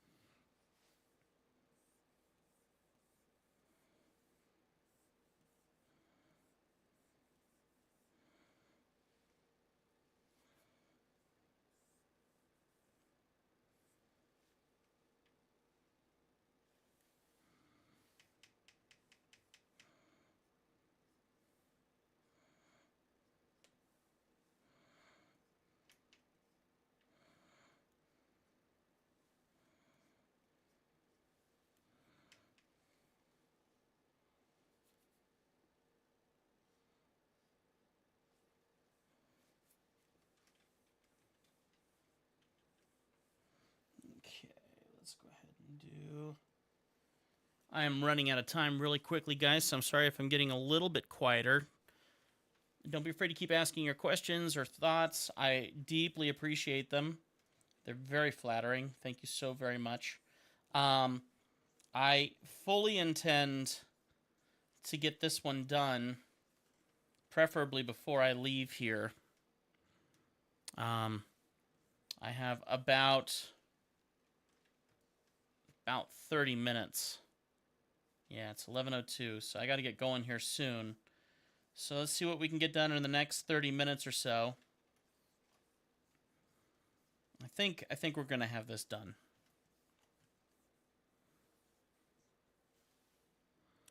Okay. Oh, I never put... I meant to do a mask layer. I didn't mean to erase, but that's okay. This is simple black and white. I don't really have a desperate need to have a backup mask handy. Let's do... With that marked out like that, I'm going to get my airbrush out here. And I'm just going to add some black in here because I want it to hide the eyes where I don't have to draw them. So what I might do here is airbrush on the mask and airbrush out that line for the face. That's my theory. So let's go get black. Oh, why isn't that working? We'll figure it out. Mask is selected. We got soft turned on. So let's try white again. Interesting. Wonder what's going on here. Because I was thinking it'd be cool just to airbrush it out. That way I don't have to worry about it.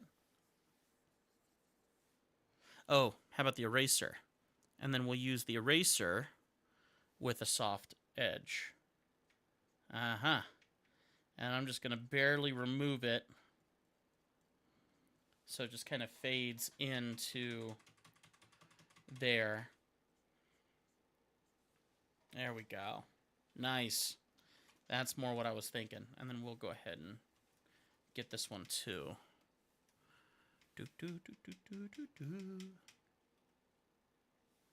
Some faces are really easy to do. Like, I want to do that, but most of the faces our average people proportions, and they're very hard to do. I still get stuck. I still get stuck, bud. I still get stuck all the time. That is nothing new. And I still hit no faces, especially family members, people that I love and appreciate. I still struggle to draw people. That will never end. You will have that for the rest of your artistic career. Certain faces will be great, other ones will be cool, and that's okay. So don't freak out if you're feeling like you're just not there yet. Um, Keep going, because sometimes that just never ever goes away. It's like being an actor on a stage. No matter how good an actor you are on stage, sometimes you just got to throw up before the show. And so don't let that scare you away. Just keep cranking.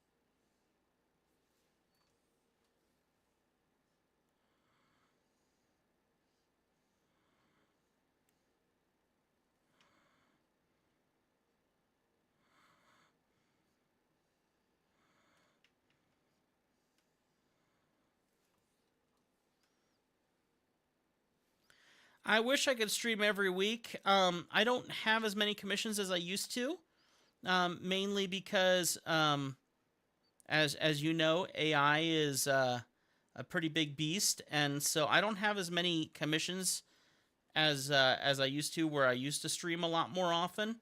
I stream whenever I have art that I'm okay with sharing or that I'm allowed to share. So just get subscribed and stay close, and a couple months might go by before you see a post from me, but that doesn't mean I'm far away. I actually have 7 different YouTube channels, and I'm always sharing to one of them at some point in time. So make sure that you just follow that. You can check out. So right now we're called Legacy Art Studio. You might remember back when it was called Tim Michael Arts, or when it was called Draw Too Much, or when it was called Tim Michael.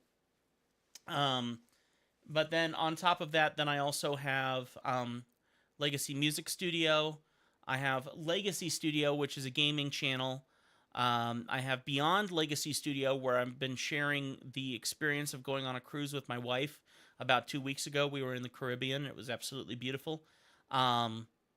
If you like politics and you have an opinion, I'm a very conservative, right-leaning Christian, which might go completely opposite of a lot of my audience, but I have the Legacy Cast, where I talk about some politics and technology and things like that. Legacy Tech Studio, where I review tech. So yeah, there's like 7 different YouTube channels, and lots of different content. So if I'm not here on one channel, I'm probably somewhere else. And if I'm not on YouTube, I will be again soon. Because this has been my passion for as long as I can remember, and it's not going anywhere. So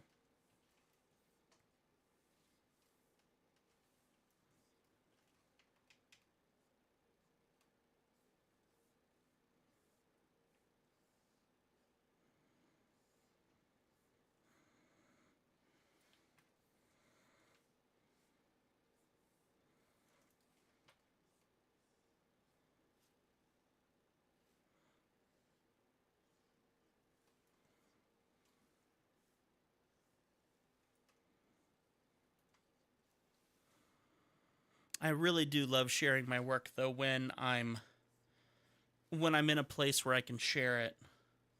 And certain times I'm not in that right space, or don't have enough art to share. Because my career right now, I'm a YouTuber as like a third. So I'm first a caricature artist, second videographer, and third a YouTuber. So it really depends on what I'm working on.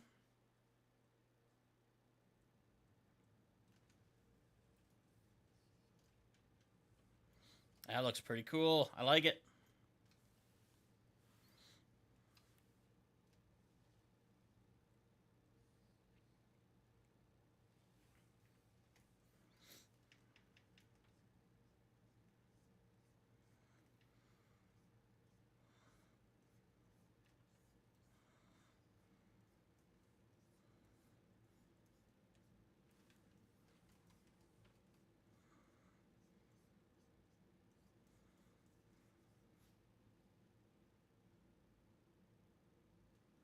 Oh, I wouldn't doubt it. I wouldn't doubt it.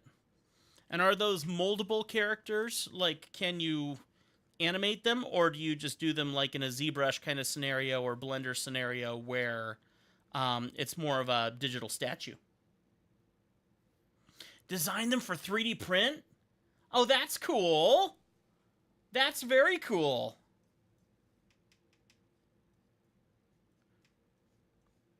Yeah, send over your handle. I'd love to see what you're working on.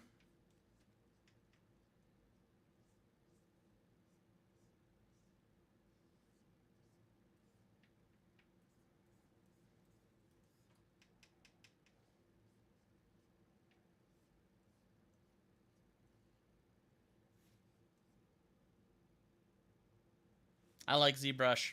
I mean, ZBrush, and I would say that ZBrush and Blender are very similar with their ZBrush technology. I feel like one stole from the other.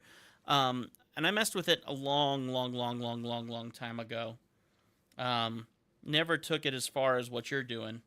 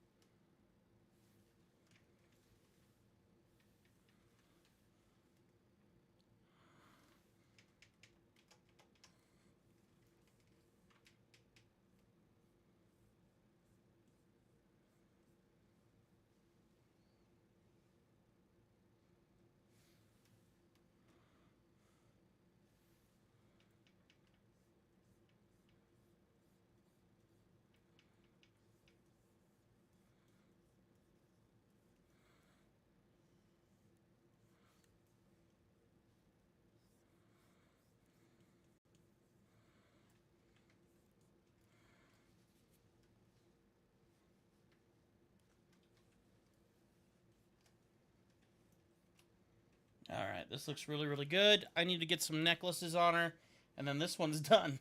That was way faster than the first one. Maybe I warmed up a little bit. I was afraid of that. Is it a YouTube channel? Like, I'm just gonna check. I'm just gonna check real quick. Let's see. And I'm assuming if not that, then maybe Instagram. Let me know which one it is, and I'll do a search for your name on one of them. Where's my mouse? There it is. There it is. Let's see if I can find you. Found your YouTube channel pretty easily, just searching your... Okay, cool. Let's see. Go to channel. Let's see what he or she are create. Oh my gosh, look at that. Look at that. Oh, look at this. Nosferatu?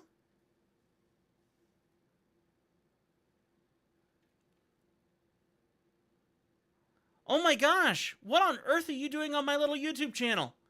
You have almost 20,000 followers. Oh, I'm so excited for you.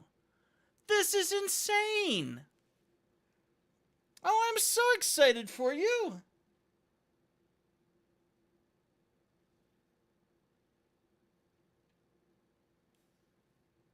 Daryl. I want to find one. How Miyazaki. Misi. I want to see this. Oh my gosh. Oh, I love everything about this. Was that? No, that's who I think that was. Hang on. Okay, wait. First off, I recognize that face. This. Him. Is that Blaze? Is that Blaze? Blaze. I should know. Creature art teacher. Creature art teacher. Uh, I'm pretty sure that's Blaze. And I forget his first name. I got to interview him a long, long time ago. Um, interviewed him a very. Oh no, I recognized him too. Oh gosh, this is great. Okay, I got to see this. Oh, I'm not gonna get my work done now. Aaron, thank you, Aaron Blaze. Yes, that's what it was. I did a caricature of Aaron too. Character design reference. So where'd you get the design reference from? Was that from another artist, or did you draw that too? That's a lovely caricature of him.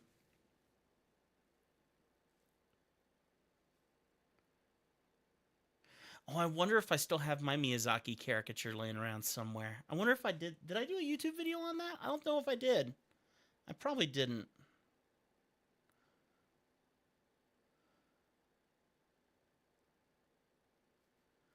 This is cool. Please don't mind me for fast forwarding. I know I shouldn't. I should watch it all the way through. How long is the video? 13 minutes. I'm going to do a little bit of fast forwarding. I apologize. But this is so great. This is great. This is really, really great.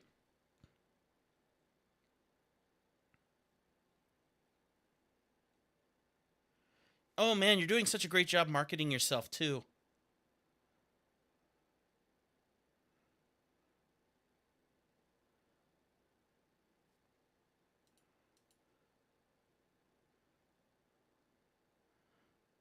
See, I was always wondering about how separating primitives was done.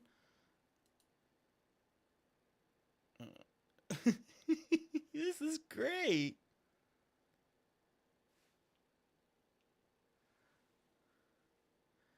Yeah, Miyazaki was done over a year ago now. I designed my own references. Okay, cool. I'll get rid of the ad. I'm busy here. All right, let's see. I'm going to fast forward a bit more.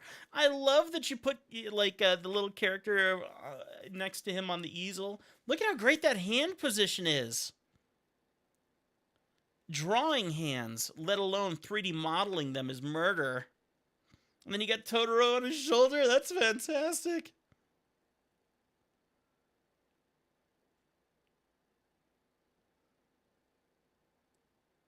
Oh, man, this is great. This is great. Oh my gosh, look at him.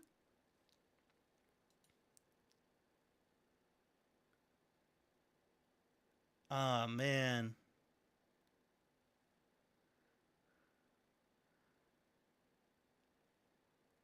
Oh, man, this is great. I love this way over AI. I mean, and we all just want to see the progress. We all just want to see the progress of something come together. We're all creatives. We're all curious how that structure happens. And so I'm looking and I'm on cloud 9, especially that anything I've done has helped you in any way. Cuz look at this. Look at this. This is beautiful. This is beautiful.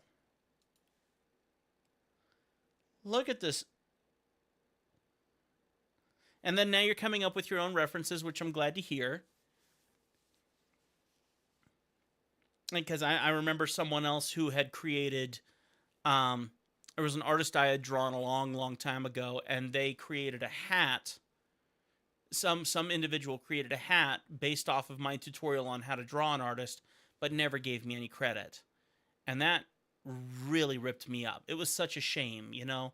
Such a beautiful moment, such a beautiful gift that someone was giving, but they did utilize my work with no credit to me, and that was really sad for me as the artist who was actually teaching how to draw this artist. The only reason that they had that success was because of that. So you know, either covering with your own references or, you know, offering someone else credit for that. Absolutely.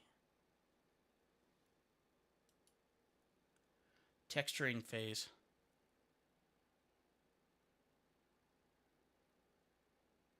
Oh man.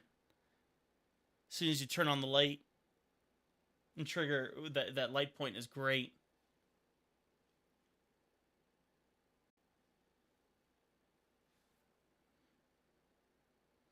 Well, and you don't have the time to edit that much content. He's saying that he doesn't record the process on every character, and that's totally understandable. Totally understandable. It's a lot of work to do what we do, and then to edit it after the fact. You know, that's why I like live, frankly, because I just don't have the time to edit everything that I need to edit to, you know, put it up online. So doing the live stuff is easier, but I'm also not at a good schedule enough where I can guarantee that I'm going to be doing it that way once a week, once a day, once a month, you know. I never know when I'm going to be traveling across Montana or traveling across the United States to some crazy, unexpected place. Well, that's cute.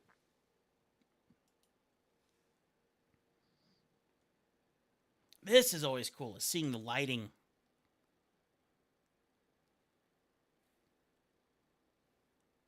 That's great.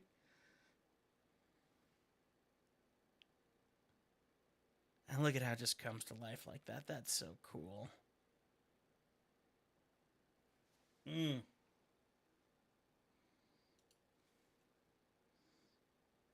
God, look at it. Oh, that's so great. That's so great. Awesome. Keep up the hard work. That's amazing. And I'm not subscribed. I am now. All fixed. Can't have that. All right, cool. Congratulations on your success. I hope there's much, much more to come. It's crazy. You were not expecting your 8-year-old video would help an artist from a different medium than 2D. Lighting a scene never gets old for me. Just seeing the model come to life after spending hours of modeling and texturing. I would not doubt it. I would not doubt it. You know, yeah, you really never know who's going to be affected by your work, for better or for worse. And when I die, I want my life to exude my faith and exude my passions and teach others and help others make change in their life. You know? I never got to my millions. I don't know if I ever will get to my millions, and I don't care if I do, as long as I'm affecting the world in a positive way, you know? Oh, necklace. That's what I was going to do. And what time is it? We're at 11:22. I got a few minutes left, so let's go ahead and get these necklaces in here. And then I got to run. I got to get to another meeting.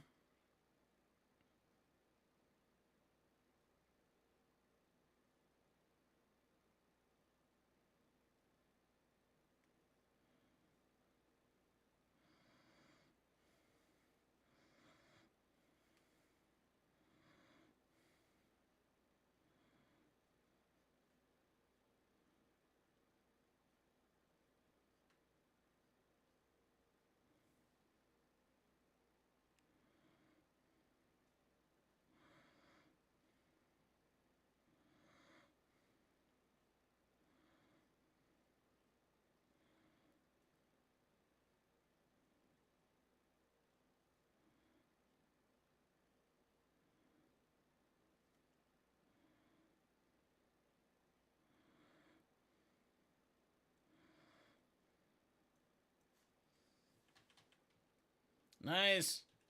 Maybe we should do a little bling.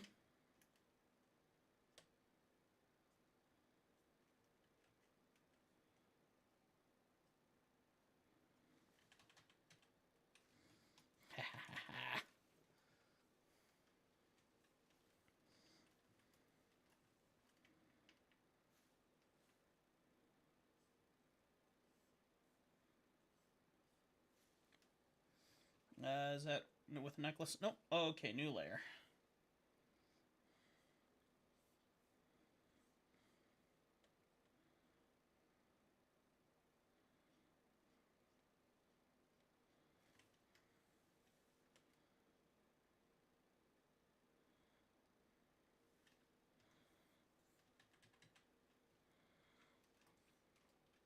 All right. We did it. I like it.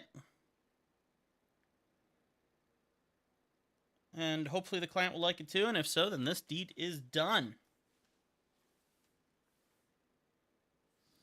Only way to find that out is to email them over. So I will get these saved, email them off, and see what my client says. Hopefully they like it, and that will be the end of this. Boop.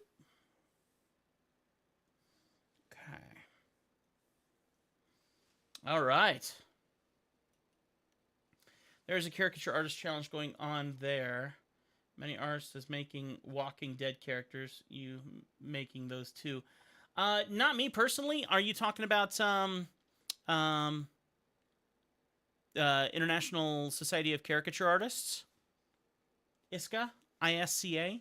I think they still do all their challenges, and it wouldn't surprise me if they were doing a Walking Dead challenge right now. I haven't had the time to do anything except client work.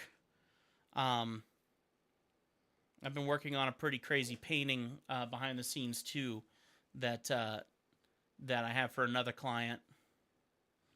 All right, so there we go, and let's make sure we have this saved as good. JPEG, good. All right, we're done. We done it. Yeah, so that, yeah, exactly. So International Society of Caricature Artists, yeah. I used to be with them many, many, many, many years ago, and I think I just didn't have enough money to stick with them, and I haven't gotten back to them in forever either. So, good bunch of people, though. Great bunch of people. Okay. Unfortunately, my time is up. I gotta go. I gotta get to another gig. I got some other stuff to do. So thank you so very much for hanging out. Thank you for being a blast from the past and for supporting my work for so long. And I will look forward to seeing you guys in the future, okay? And God bless you, all right? Good. I hope I made your day as much as you made mine. All right. Y'all take care. Bye.